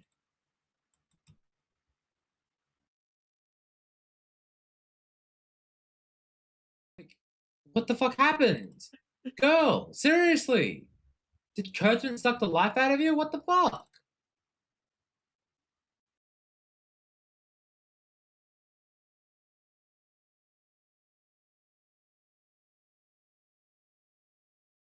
That's secretly how Kurtzman's still young. He feeds off the anger of fans, Tony. Yeah, checks out, the rat bastard, and he still Sorry, has a telling it job. taught He me to- still has a job. Holy character. crap! It How? taught me, it shaped the way that I see the world. That I see the world as a place, yes, of darkness and struggle, but also of resilience and hope. And for people in the who are watching, we will get into the Robert Picardo comments, but that'll be like after this video. Okay. How long is this video, by the way? It was just those parts that I wanted to show. We don't have to go through the whole other 4 minutes. It's 4 other minutes to this bull crap. Oh my god. Do you want to go through the full thing? Let's do it. Let's try and just like Hope and breeze optimism. That's past the it. point. So that's been a homecoming in a sense. I feel like I've been waiting my whole life to be able to do this. What do you think so far? I heard that She's been before. waiting and her whole life to step and crush all of your childhood dreams, Tony. You know what? Listen, like if she was that Star Trek girl, then my god, she killed it with this series. Dear Christ.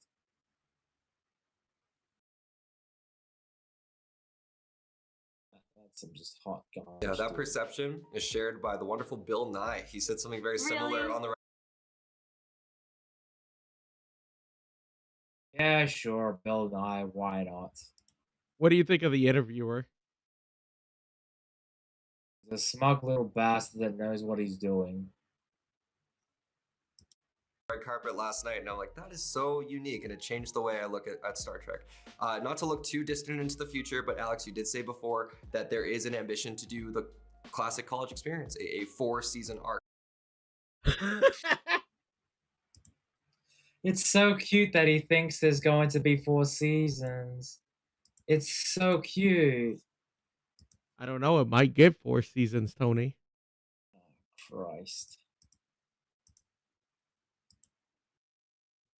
I don't think it'll For the get show. 4 seasons. What There's is the no status way. of that in terms of at least the immediate future with the season 2? And do you have that kind of 4-season structure planned? At least They're gonna need a lot more positions for her to for the lady to sit in the chair.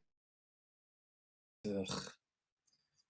I hope she dies by the end of the season.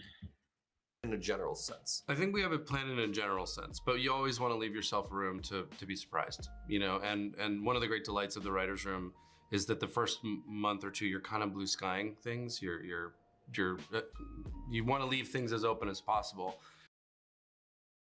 Feels like the whole thing, dude. Gonna be real. Feels like the whole fucking thing.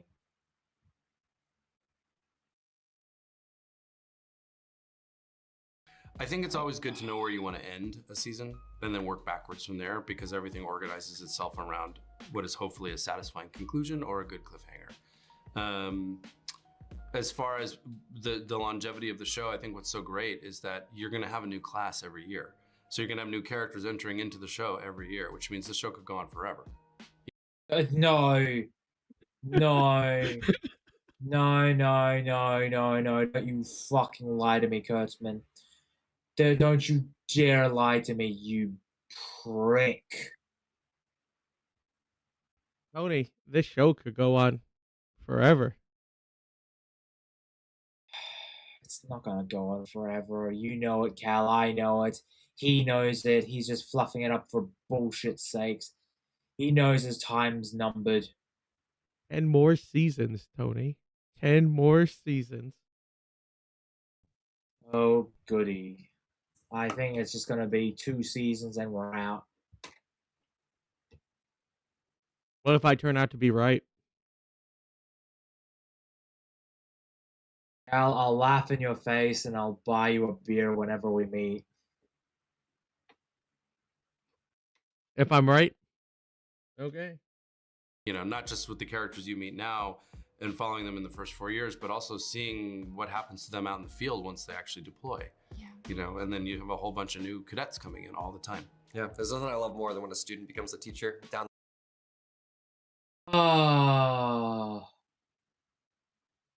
Oh, God. Star Trek: The Faculty Years. I can't imagine seeing any of our current kid student people being teachers because they're so fucking retarded. Have you seen the modern education system? That might track. Yeah, no, it checks out. The line and then just that cycle Right? continues to repeat. Yeah, wait until Tilly shows up. Yeah. Amazing. Looking a little bit into the future, beyond. Do you like Tilly? I keep forgetting that Tilly hasn't shown up yet. Yep. Does she come in this episode or the next episode after? She's coming the next episode. Okay, so episode 5. Oh, God. Oh, sweet Melly. God, what are we doing, man? Outside of the Starfleet Academy world, Strange New Worlds wrap production on season 5 just before Christmas. It did And indeed. big news right before Christmas, Thomas Jane getting involved as Bones Yeah, McCoy. yeah. I'd love to talk about. Wait, Thomas Jane's gonna be in the show? Thomas Jane? Who is he? Who do you play? Punisher. Wait, hold on. It's that Thomas Jane? Yeah.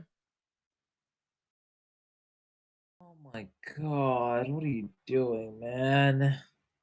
Getting him involved in the Star Trek world, what his casting meant, and also just how it feels that Strange New Worlds is coming to a close. Strange New Worlds was just such an extraordinary gift. You know, when we Would you describe it as a gift, Tony? Was it a gift to you? I mean, you would probably consider it, but for me, I think it's a piece of shit that it's just terrible. It's garbage. It's probably the best out of modern Trek, but it's still pathetic garbage, gobbledygook. Correction. All I said, seasons 1 and 2 were the closest you could get from new Trek, other than Picard season 3. to Yeah, old. I know for- you said that, but you said you liked it, so you probably have more love for it than I do. But am I wrong?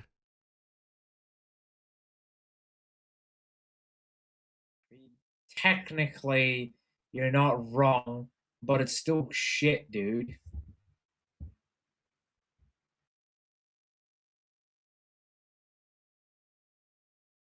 Now, is it a show that I would give a 9 out of 10 to? No. But I would give the first 2 seasons a 5.8. I'd give it a 3.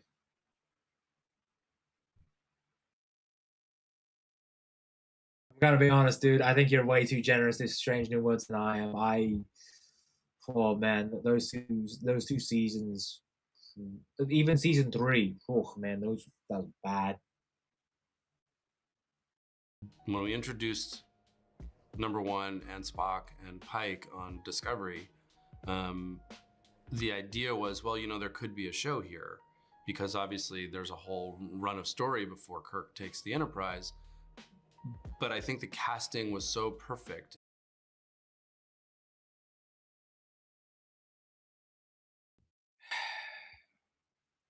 Yeah.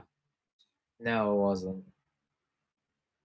And the fans' reaction to the characters was so profound that to be able to then turn that into a 5-season show was amazing.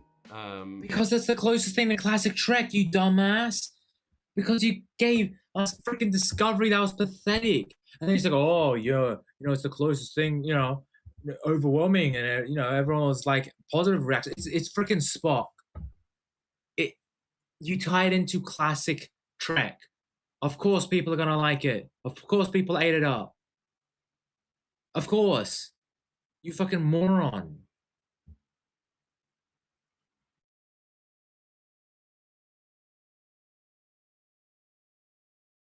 And I think Akiva and Henry and all the writers, everybody, all the directors did such a beautiful job harnessing the spirit of OG Trek, but also updating it in a way that was really unique and special.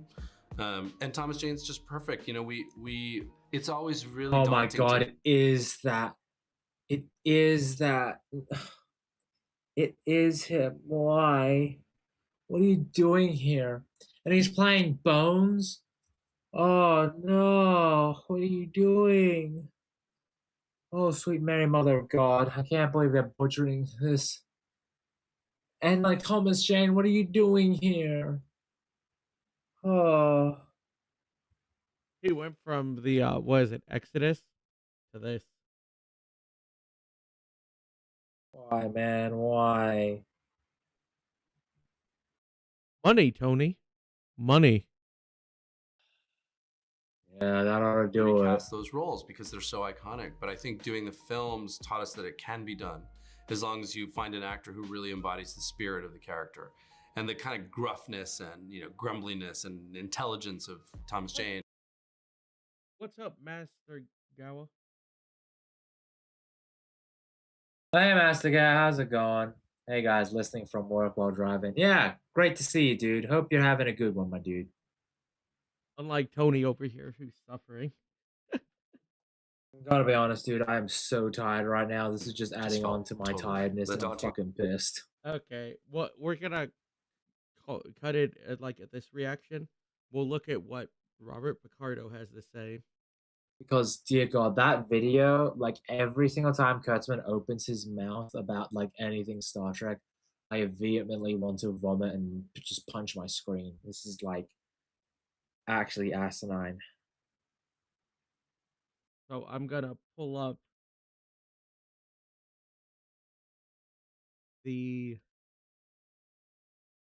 what Robert Picardo had to say. I'm really interested to see what he had to say because I haven't really been keeping up with his Twitter. I know that he's been saying a bunch of crap in regards to it, but like, I don't know. I haven't been paying attention at all.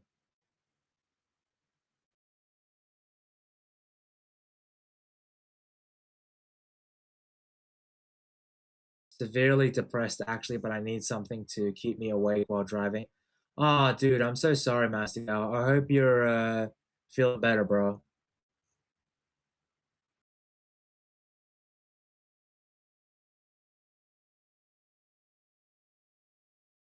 Yeah, I'll actually, Mastico, I just want to let you know that I'll be streaming probably the game you told me to that you gifted me later this week. Probably. What game is that? Let me see, because he gifted me a game. It was Trail Out. It's like a racing sort of game, but like there's a free James Bond DLC card. I'm like, oh, that looks so cool. And yeah, I'm thinking of potentially streaming that later this week.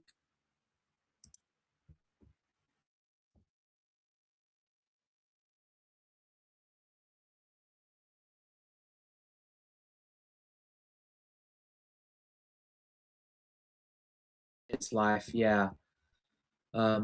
Life ought to do that, man. It's a bit rough.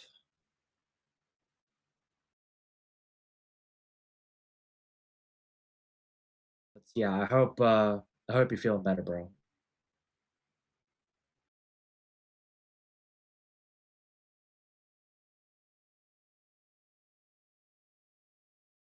It's fun. Okay. All right, cool. I'll check it. I'll check it out then.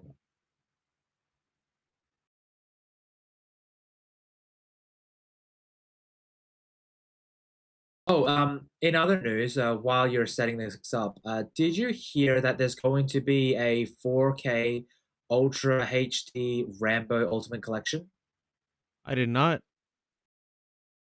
It's gonna have all 5 films as well as both the theatrical and extended cuts of the last 2 Rambo movies, which, gonna be honest, really want to check it out.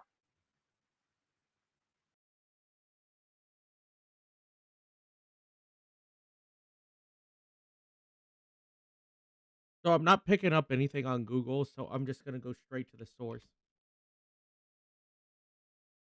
Just search up Robert Picardo's Twitter. Apparently, he's That's been what I'm like, doing. again, I haven't seen what he's actually said, but I've heard, he's said a bunch of stupid shit.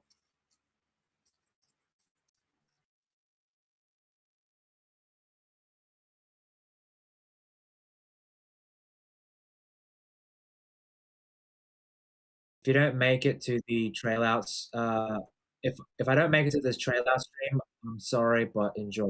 Okay, dude. Well, listen, I'll send it. I'll send you the link to the stream probably this Wednesday. Since And you're if you if monitoring chat, Tony, I'm gonna just pull it off X off my phone. yeah, all good. But yeah, Master Guy, if you can't make it, then that's fine. I'll send you the link to it. So if you can join, you can. If not, that's all right. Yeah. In terms of like this week, in terms of content, I'm probably going to do that stream. I don't know what else. Oh, I am working on my latest Star Trek video. So I want to probably finish scripting that out after the stream, and then do recording. Want to say tomorrow, and hopefully start editing tomorrow after work and all that. And then I'll get it out by Tuesday or Monday for you Americans.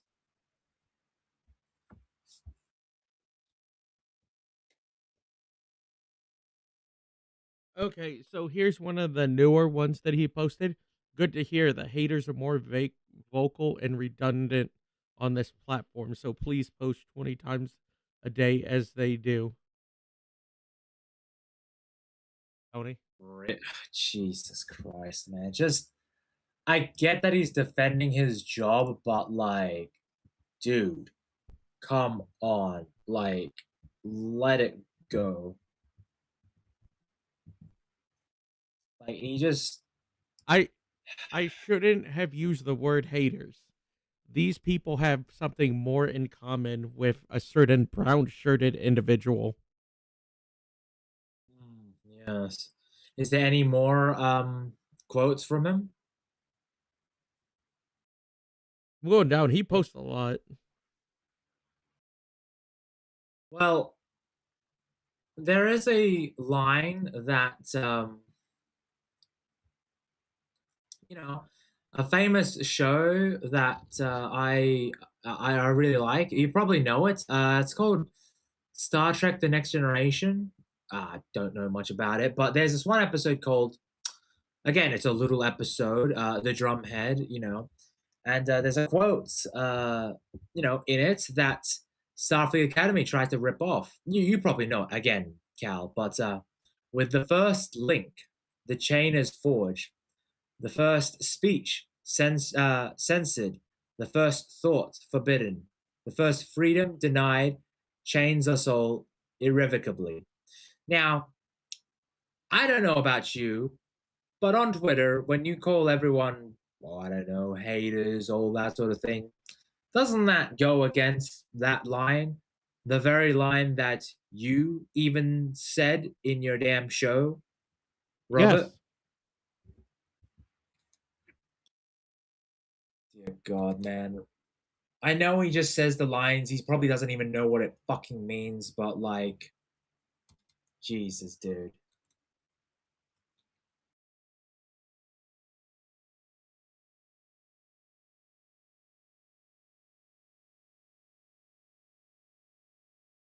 Yeah, he couldn't even get the damn line right, which is pathetic, honestly.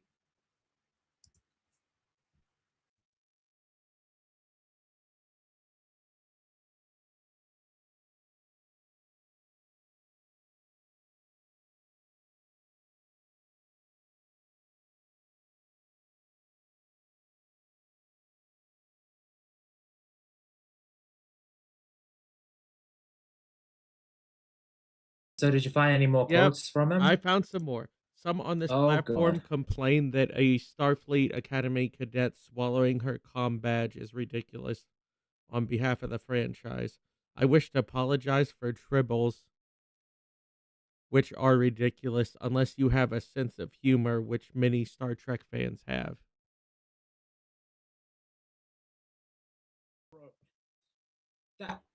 Robert.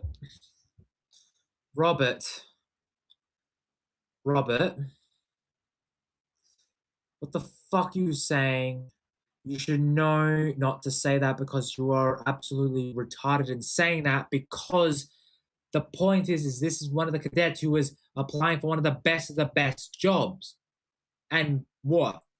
When lives are at stake, they can eat their comm badges? Is that what you're saying? The tribbles are freaking aliens that the Enterprise encounters. God damn it, Robert.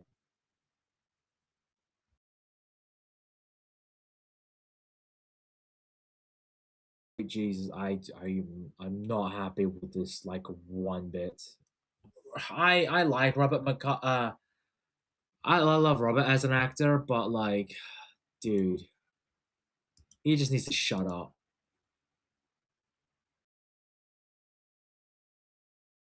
Long before this term existed, Star Trek's heart was woke, and even though that word has been hijacked and made a cudgel to insult and ridicule, and at the toxic extremes of social media to justify prejudice and racism, Star Trek's heart is still strong, still beating for those listening. People will still debate what Star Trek should be, but if they do some work, they'll discover what the man who created it meant to convey. I believe that humanity will reach maturity and wisdom, and one day it learns to value diversity in life and in ideas. Robert, Trek used to do that, okay? And you could say, oh, back then it was woke. Yeah, sure. Like, some of it was woke, But the thing is, back then is they had great writing, and it was conveyed with, a sense of subtlety, and it was conveyed with expert writing. It gave you all sides of an argument. And it wasn't ham-fisted down your throat and telling you what to think. Now, some of the things back in the old original Star Trek, I didn't really agree with in some cases. There were some points where I'm like, Not really feeling it. Maybe not. But with this modern show, it's not telling you about how to do it back then. Now it's like, what are you doing, man? Oh, you know Modern Trek sucks.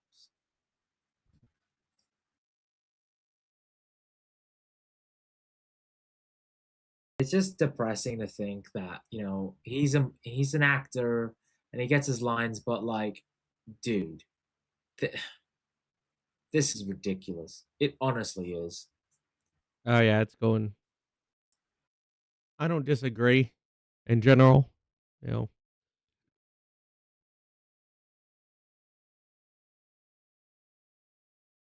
But like the whole like when he says, "Oh, Star Trek was woke," it's like, yes, it was woke back then. But the thing is, though, is that it wasn't woke in the sense of like the modern woke terminology, where it was pushing these things and telling you what to think.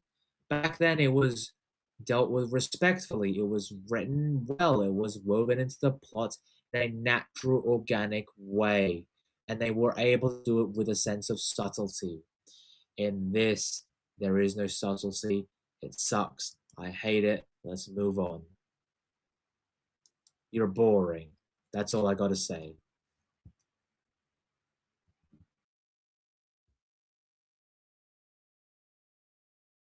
okay, Tony.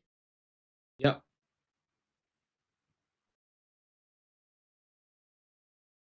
It's time for us to get into the meat and potatoes of the episode.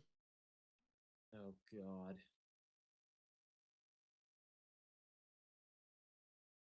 That is.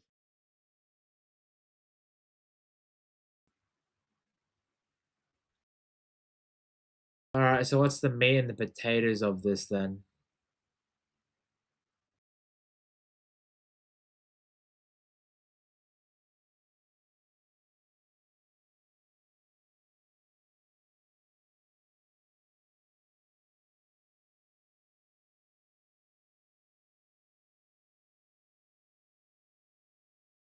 Cal? Yeah, like I was looking for the one thing to loop in. Just give me 1 sec. Oh, good.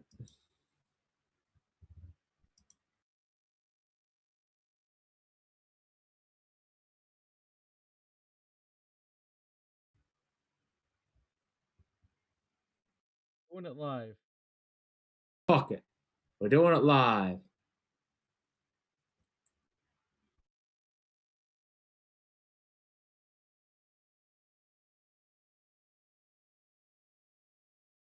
Oh, goody. I see the face that popped up. Oh, boy. All right. We're going into Starfleet then? Good Lord.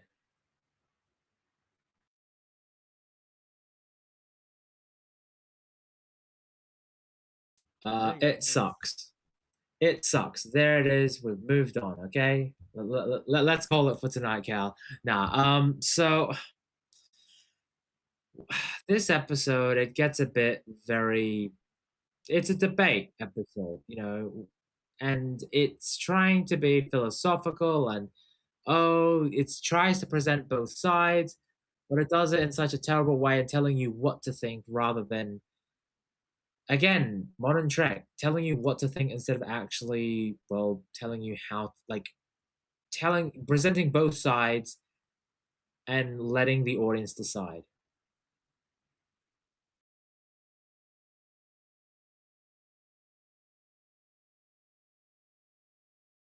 There's a lot of issues that come from, I would say, this episode. Primarily that, again, it just shows how incompetent the Federation is and Starfleet in general, where they have to rely on kids to solve the problems that are hugely diplomatic clusterfucks. Like in episode 2, we had the Betazoid delegation. Now in episode 4, there was a ship that had a mechanical failure, and essentially 8 houses of the Klingons may or may not be dead. And essentially, the Federation's like, oh, Jaden, you came up with a brilliant idea of how to stop this war. And it is the most stupidest, dishonorable way that I feel like if the Klingons are smart.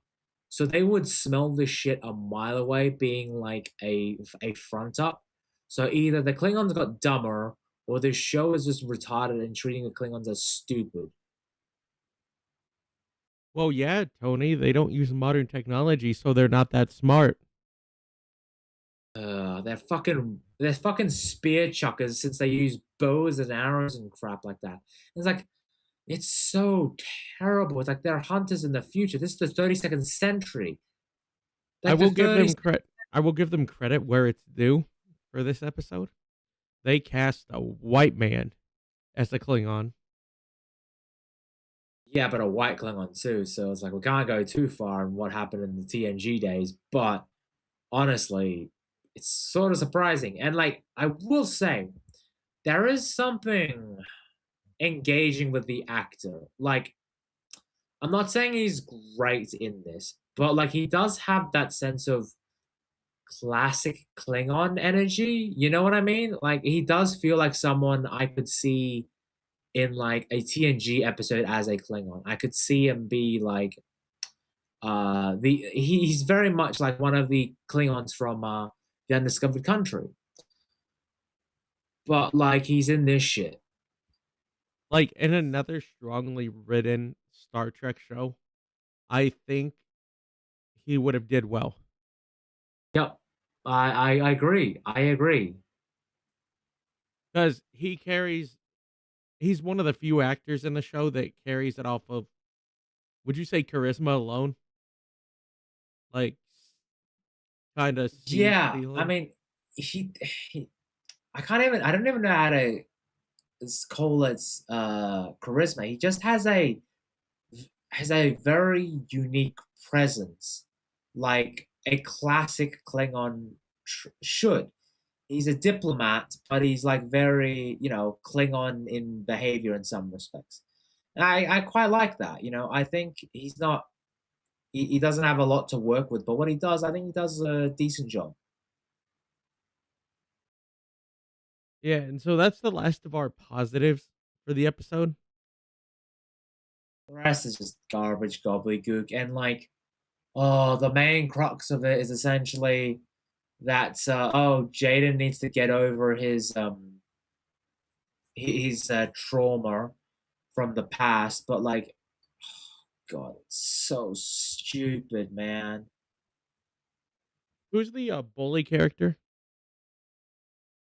Darum. Well, Darum has like family issues because he's crying. His family never writes him. Like Yeah, we established that in the last episode. Well, they dive more into it this episode. We should probably mention that. Yeah, but in terms of that, it's very brief in this. But like the main crux of it is that he talks with Jaden and basically encourages him. And they have this entire for lack of a better term, gay bait scene. And what I mean by gay bait is that it just is there for the shippers. Now, I'm not saying that's wrong or bad. I don't have a problem if it's gay. But the thing is, though, is that when we are first introduced to these two characters in particular, Darum bullied Jaden, like straight up. He took his binoculars and was treating him like shit.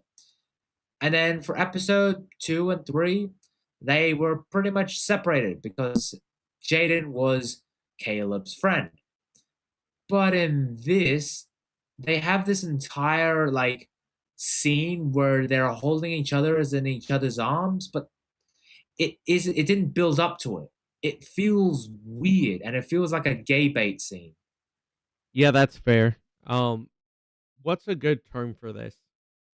You ever play Mass Effect, Tony? Yep, big fan of it. Do you know the meme Commander Shepard line? I'm Commander Shepard, and this is my favorite spot on the Citadel. No, this is the second one. We'll bang, okay? Oh, the one that the meme that Manslayer said. Yes, classic. Yeah, that's what it makes me think of the whole time. I think that Yeah. line. And like, I will say though that a lot of people say Caleb is a Gary Stu, and yeah, he is. He's 100% a Gary Stu, but he's the most competent person in fucking Starfleet. So I'm like, you know what? At least he actually like gives a shit and is actually like, I could see him being a Starfleet officer. He's too perfect, sure, but at least I can see him being a Starfleet officer. Everyone else just comes across as kind of like what are you doing here? Why are you here?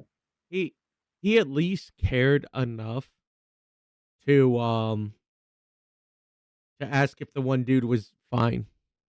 Yeah, because like he's friends with him. Because like we forgot to mention that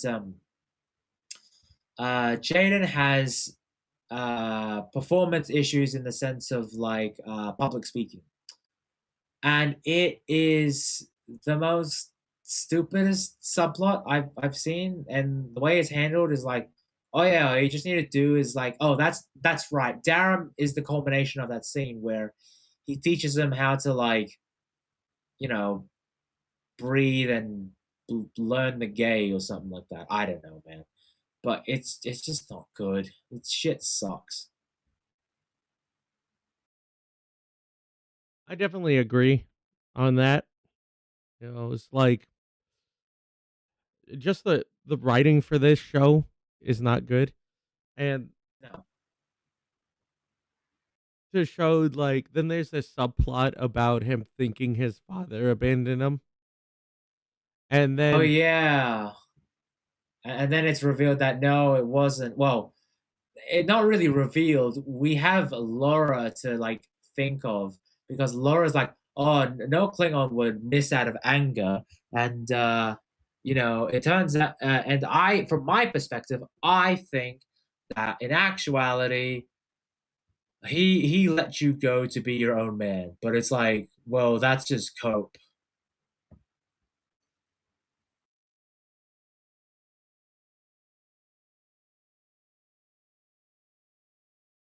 yeah, that's fair. Like, so there's that whole scene, and you want to talk about his brother's accent, Tony? Uh, it's so bad, man. The accent is like kind of laughable at times. And like there was this one scene in this show, in this episode where Darum confronts Jaden and Jaden is angry and he like yells, and you can tell there's like some sort of like artificial sort of like filter to him, or like the dubbing is like horrendous because like it just does not like work.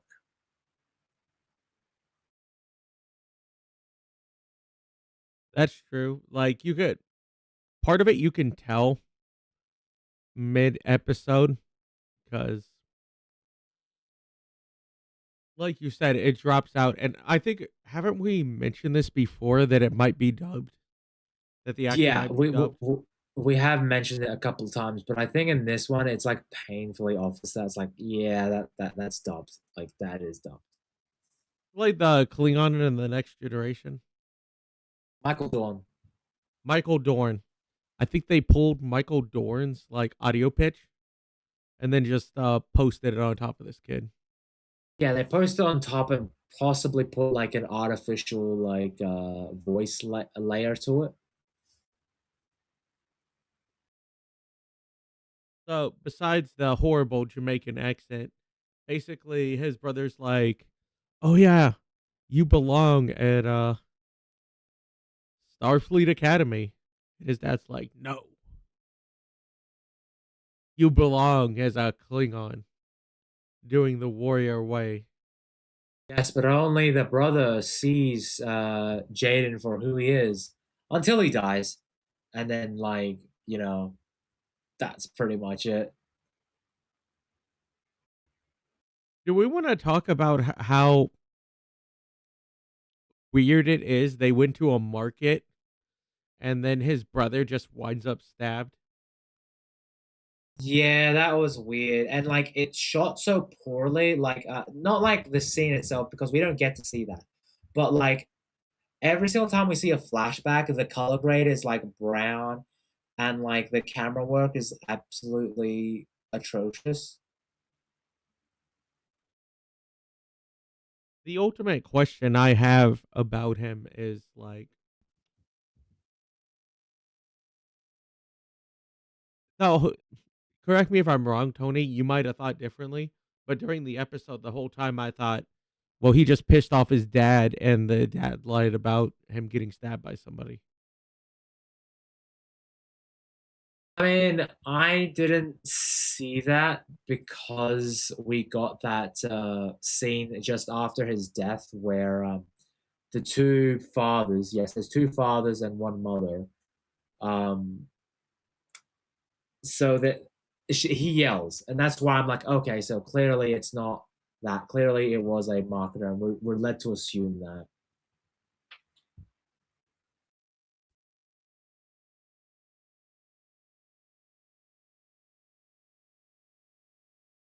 I don't know. It just doesn't make sense. None of it makes sense, dude. And then it comes to a full after the homoerotic scene, he learns how to public speak from the gay boy. It's And then yeah, it's pretty bad. in a cringy battle meditation scene. And what happens? And after that, they were like, "Oh, you could finally have the stew. You're a real warrior." Yeah, but the thing is though is that, you know, this episode is like tries to say, oh, you know, be a warrior without fighting. It's like, well, to be a warrior, you need to fight, you moron.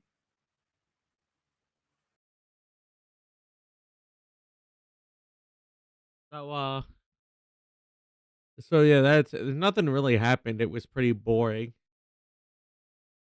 Wouldn't you say so, Tony? Wouldn't you say it's kind of boring? Again, like this episode, like with the last episode, it was dumb stupid. But the thing is though is that even though it was a worse episode than the previous two films, episodes, episode three at least is the stupid shit I would expect from a high school sort of drama show. With episodes two and with episode one, it was a dumb, stupid action show. With episode two, it was boring romance schlock, but at least there was setup for future episodes.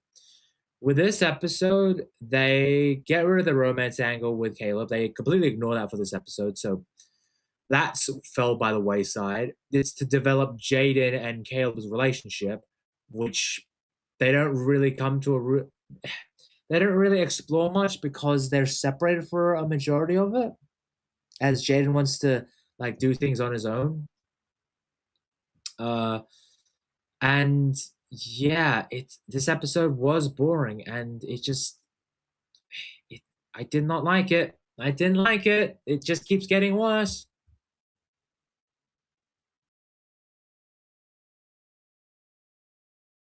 Yeah, that's pretty much my whole thing on it. Are we missing anything? Would you say, Tony? I'm trying to think because like they butchered the opening line. Yeah, so the opening line, where like after we have the opening credits with like Holly giving the Chancellor log, which is so cringy. It's all about atoms, and it's like I'm so in awe of all these atoms, but it's like oh these atoms in the nebula and all that. It's like yeah, but you're on a ship. There's atoms there, you numbnuts. But later on, the doctor, the EMH, basically gives a line from the Drumhead trial, one of the best episodes of Star Trek, a season 4 episode, but it was absolutely amazing. And essentially, they use that quote in the opening bit of the episode. But the problem is, though, is that Robert Picardo added an extra line that just fucks it up. And it just sounds wrong. Oh yeah, there was the whole scene where he put them together and they were debating the first time, and then they got into an argument, and then he's like, "No, not like this." Yeah, this it's like there's so much wrong with this episode. It's like kind of embarrassing. But at least we have that Klingon that was like a bit of a nugget when it was like, oh, he's like an actual Klingon. That's kind of cool. I quite like this.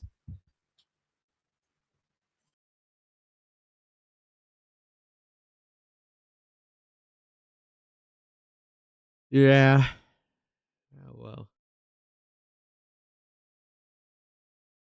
Yeah, that So was our talk what's your with how many oh, beers do you need to get through this, Tony? dude, I don't know because I honestly like lost count from my last episode as to how many beers I gave that one. But I know it's worse, so I'm gonna have to go back to my previous episode to like figure out like what it is. But if I remember correctly, I think it was 40. This one, you know, leaning towards 45. It's just that bad. This episode is terrible. Yeah. It's like I don't even know how to describe this show. Would you say disappointment? You have to be like actually looking forward to something to be disappointed. This one is the definition of this is the definition of my expectations were low, but holy fuck.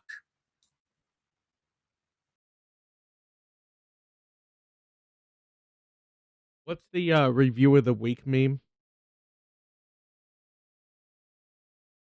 You ever seen that, Uh, Tony? My disappointment is immeasurable and my day is ruined. that feels exactly like it for me. Because man, this episode was bad, and you know we've got episode 5 coming along the way later in the week. Um, again, me and Cal will definitely be talking about it, but like, gonna be real, it's not good. Like, it's hard to like, you know, say, oh yeah, it's Star Trek. It's like, no, it's not Star Trek. It's Kurtzman Trek.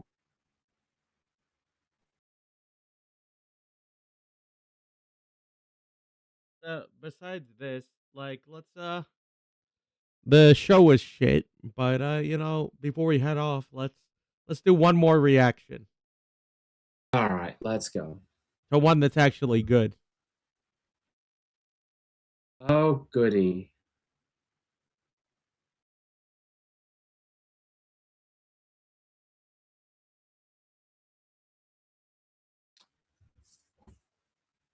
Unless you want to react to another Kurtzman thing.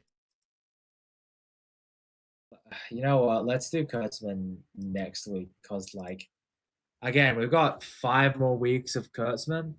So, like, no, 6 more weeks because it's like episode 10. Because next week's episode 5, and then after that, we have like another 4 episodes after. Oh, fuck, man. It's just my brain is so fuzzy because, like, it's like, how many Kurtzman episodes do we have? It's like, is it like 5 more, 4 more, 6 more? Because it's been going on forever, dude.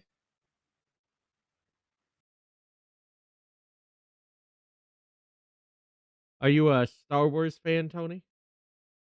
Yeah, I'm a Star Wars fan. I will say, like, as a kid, I was more of a Star Wars fan than a Star Trek fan. And now, when I've gotten older, more of a Star Trek fan than a Star Wars fan. But I'm willing to check it out.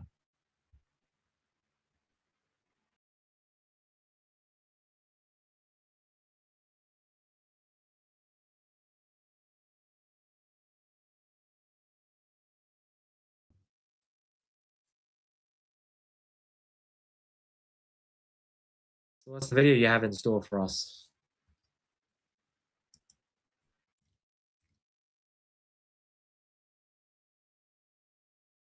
Are you more familiar with an actress called Zazie Beats? Zazie Beats. No, I can't say I am.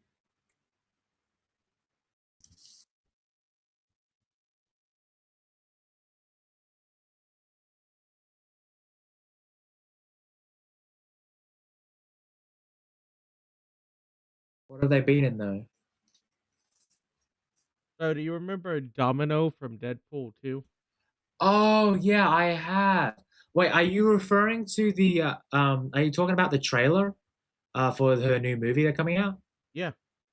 I have reacted to that, yes. Okay. So since you reacted to that one, I got another one I could pull out. But yeah, I believe that's the gory one, right? Yeah. Yeah, I reacted to that. I think it looks great. Like I'll give my thoughts here. But I thought it looked really cool, and I actually can't wait to see it, which is surprising. But like, it was really good and well done.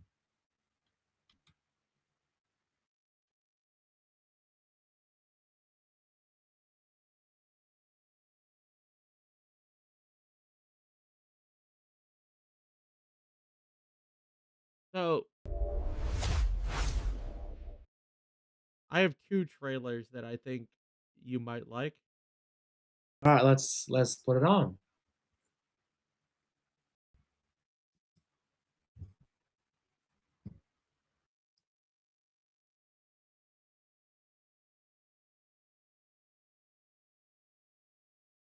Can you give me a hint as to what trailers this is? They are They are horror movie trailers. horror So movie trailers. Okay. good thing my ass is not monetized, or Is I it would is be it demonetized. It is bad. okay? Let me guess one of the trailers. Because like I did. Is it one with Daphne Keane? It is not. This is a South Korean one. We South go Korean. for Okay. this. All right, cool. I'll definitely check it out because there was one trailer that I reacted to another horror movie. It had Daphne Keane in it, but it was like from one of the directors of the Conjuring movie, like the later one. So I'm like, I don't have hope for that one, like at all.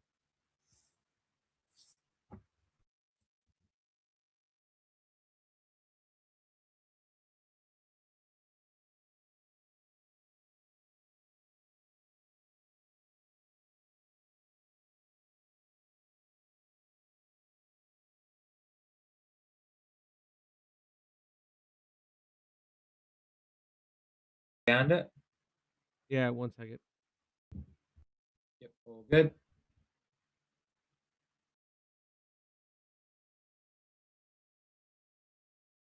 Found it. All right, cool. Let's give it a play.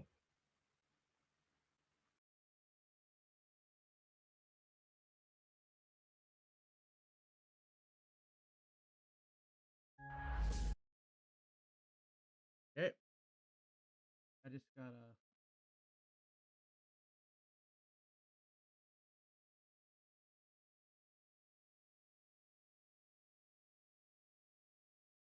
Gotta put it on the big screen. Let's go.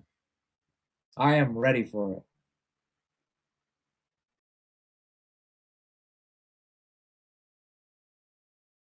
Go. Just have this open over here. You're good. Ready? Yeah, I am ready. Can you hear it fine? Yes.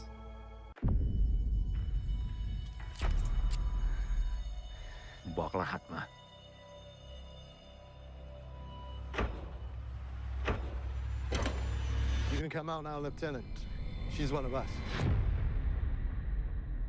Is this a Japanese one or is this Korean? This is a South Korean one.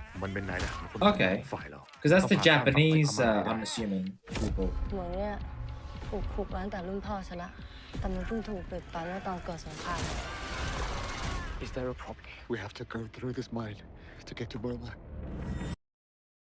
What do you think so far, Tony? So far, it's not too bad. It's interesting. I don't mind it. พวกเราหายไปได้กันหมดอ่ะ แล้วตัวที่อะไรวะเนี่ยโอ้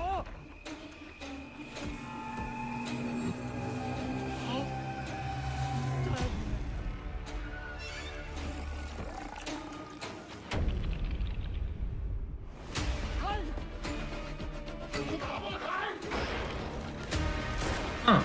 Okay. Nah, this looks pretty damn good. When does it come out?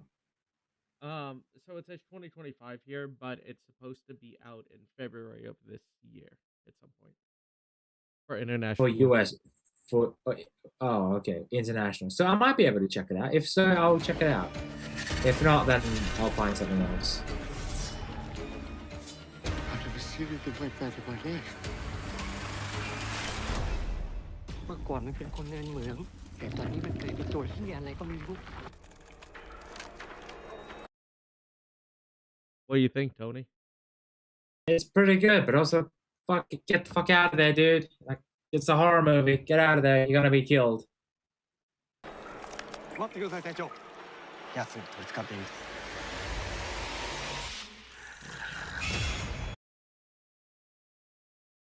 What do you think, Tony? Yeah. Again, looks pretty good. You know.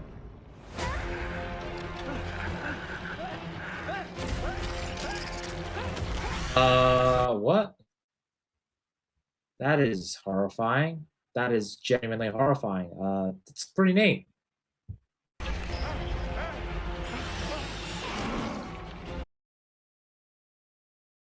It does seem like it's taking inspiration from Alien.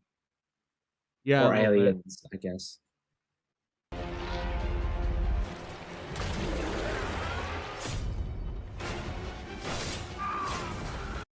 Oh, that's ooh. Some of the gore in this is pretty impressive.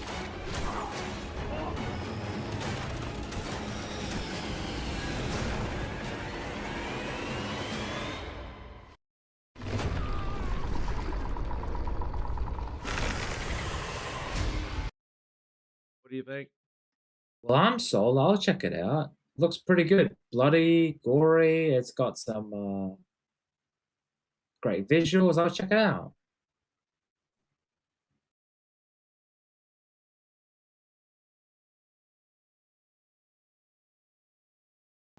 And what's the final trailer you want me to check out? You know, I could have tortured you with something bad. Oh, but, joy.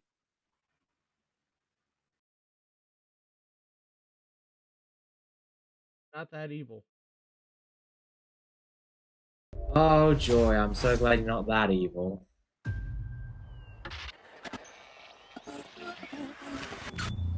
Now, this is what I'm actually excited about. So beautiful. What is it? What's this movie called? Dolly. Okay. Oh no. Someone's art project, maybe? All the way out here? You recognize the guy? Is that Stifler? It is Stifler. Oh my god.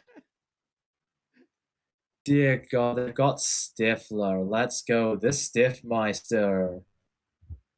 That's weird. That was your first inclusion that something was weird? I mean, listen. Not the dolls strung up in the trees? I mean, of course that's weird, but you know, this one's a weird radio, and she's standing next to the Stiffmeister, so she has to be on guard. Oh, that's right. Don't miss the film critics are calling Nightmare Fuel. Where do you think the trailer's going, Tony? The doll did it all, so it's terrible. Hello? A truly terrifying killer. Hey, are you okay? What? A wonderfully violent backwoods slasher.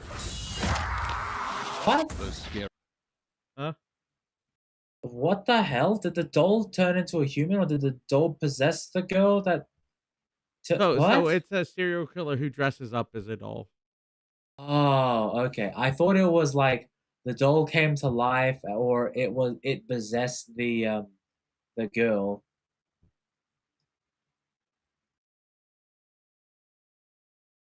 Scariest movie yet in the Great Chainsaw Massacre tradition. Did she just slap her? Yep. That's freaking funny. Very base, but also. You're a new doll. You're gonna have to play along. This March.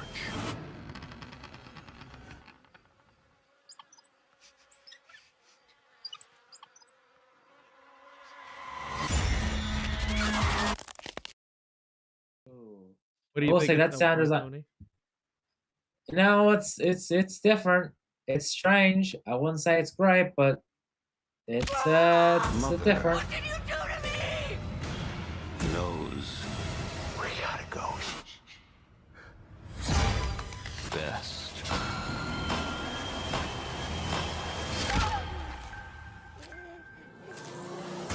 Dolly. Well, at least they tried, and it's got some semblance of a unique atmosphere. I mean, it's not the worst looking direct-to-DVD horror movie I've seen. Not the worst slop that you've seen. Yep, it's not the worst slop I have seen on the platform. I mean, to be fair, it could be worse. You could be Yeah, watching you're Captain right. Marvel, Tony. Ugh, yeah, kill me now. Yeah, that was a neat trailer. A bit odd to see the Stiffmeister there, so I'm like, oh. That's the Stiffer, main what are you reason doing I there? chose it. Like, you know, try and wipe your brain from those Kurtzman clips. I know, it's kind of nuts. But yeah, that was pretty cool reactions. Thanks, dude. So, just so this doesn't get demonetized, we'll pad this out for like 5 minutes of just us talking about random shit. So, All right. Well, so it doesn't nice get taken down. Padding. Nah, you know, I will admit when it comes to like Star Trek, when I'm watching all these like modern Star Trek shows, I do feel a sense of like, what are we doing here? Like I've already like accepted my closure with Star Trek, with the Unification short film, Picard season 3. I'm content, okay. But like the fact that Alex Kurtzman is still mining this shit away is genuinely funny. What's that scene from Metal Gear Solid? Are we here just to suffer? Was that it? No, that's Alex Jensen, I believe, from Oh. like from what do you call it? Deus Ex. Why are we here? Just to suffer. For me, I actually have a different quote, and this is from Metal Gear. But whenever Kurtzman releases a new show, war never changes. That's how I feel about whenever I put on another Kurtzman show. It's like, oh my god, it never changes, man. How do you do, fellow kids? How do you do, my fellow kids? It's like, ugh, I hate you. Leave me alone. Leave me alone.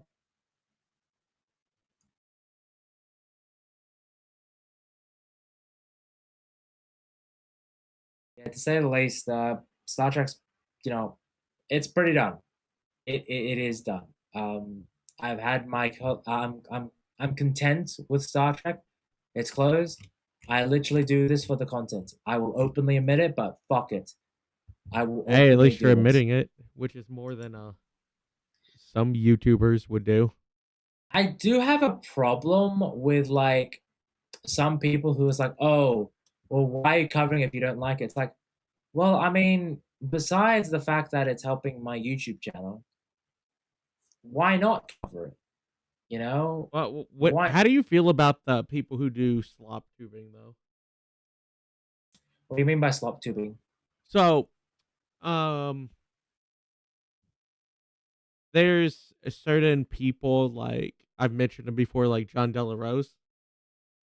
Well, he'll react to something and act like he's an expert, and then he, like, I guess grifting's a better example. of Grifting, that. yeah. I would say that's a good term because, like, it's like grifting is the way of like, oh yeah, we don't actually believe this shit, but we spew it out. How do you feel about like grifters and all that? I hate them, let's be real. But the thing is, though, is that grift, I hate the term grifting now because it's a word thrown about so much that it's lost its meaning. Sort of like how racist, sexist, bigot. All of these words have just been diminished as a result. Another one is a fascist, right? In Star Trek Starfleet Academy, they use the term fascist to describe having bunk bed partners, roommates, but it just comes across as really laughable. I mean, originally this episode, I was gonna have us do a reaction to people saying that Gene Roddenberry is a rapist, but Yeah, I hate that. I genuinely hate like picking on a dead man. It just feels wrong. Now, granted, there are some terrible people that deserve to be like made fun of, like actual like pedophiles, this and that, evidence to support it. But like, if it's just like, oh, he stared at a woman's breasts, or oh, it's this and that. Allegedly, he did all this and this. It's like, well, allegedly, he's still free to go. eh. Tony, we got like 5 likes for the stream. Let's go. We've got more likes than that freaking video with the Churchman. other. Yeah. Yep. So you know what? I'll take the win where I can get it. How does it make you feel that that Starfleet Academy episode 1 was so bad on YouTube and performing so bad that they pulled it off Paramount? It's genuinely impressive and like, good job, you guys. Good job. I do not believe in you at all.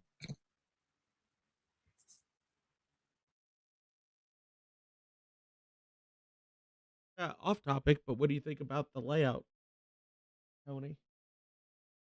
I think How's the the layout's layout? neat. I think the layout's neat. I quite like it. It's very cozy. Yeah, I figured this fit better than the horror overlay I had before. Yeah. Yeah, I agree. I agree. This Yeah. is So this much like nicer. I figured this one fits the stream better. 100%. 100%.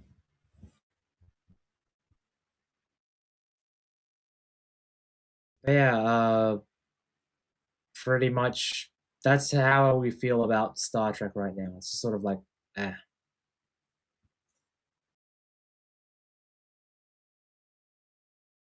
I thought you'd like Kurtzman, Tony. Cal, never tell me about that ever again. You were telling me off stream that he was your favorite director. Okay, stop lying. Okay, that's just cap. I think even people in chat will know, like, that doesn't sound right. You were like, he's my favorite director. Kathleen Kennedy's my favorite studio head. Ugh. Yeah, thanks for that.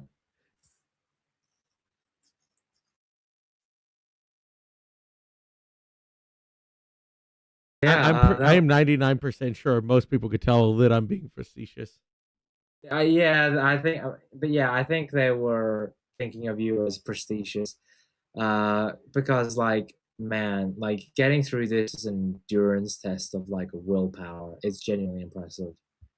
Yeah, like for those of you like both me and Tony react to the streams off stream to get our thoughts together for the video. It is not good. In It's general. not worth it, man. It's not worth it. Not at all. The episodes feel longer than they are. They're an hour long each week. It's just tiresome, man. Knowing our luck, they might have like a 5-hour video. It probably will by the end of the season. Well, you think Yeah. you think at the end of the season is going to be a 2-parter, Tony? We'll see how it pans out, but if it does, then holy shit, kill me. That just sounds terrible, man. What do you think of the co-director? Honestly, a terrible pick, dude. I'm not really a big fan. I'm just not a big fan of this show in general. But she said it's like Harry Potter, Tony. No, they had compelling characters, awesome storylines. You just saw. But Tony, it's like Harry Potter in San Francisco. Oh joy! It's going for that X-Men fucking yeah, Class. nah. First class bullcrap, nah. Screw off, Kurtzman. But he said he could see himself making infinite shows. He's a dreamer that I don't think he will because he's apathetic. But yeah, that was pretty much a really rough one to get through, going through all of his goddamn interviews. But we're gonna end it here. Thank you for all the likes, comment for the comments on the stream. Yeah, thank And, you all for coming, guys. It's been an absolute pleasure. And yeah, thank you, Cal, for hosting. There's been tech issues, but like honestly, you're doing a great job, and hopefully things go smoothly for episode 4. But you know what? We're making progress. We're making progress. I mean, we got like the video chat thing all set up, so it should be smooth sailing next episode. All right. Well, knock on wood. Yeah. That is fair.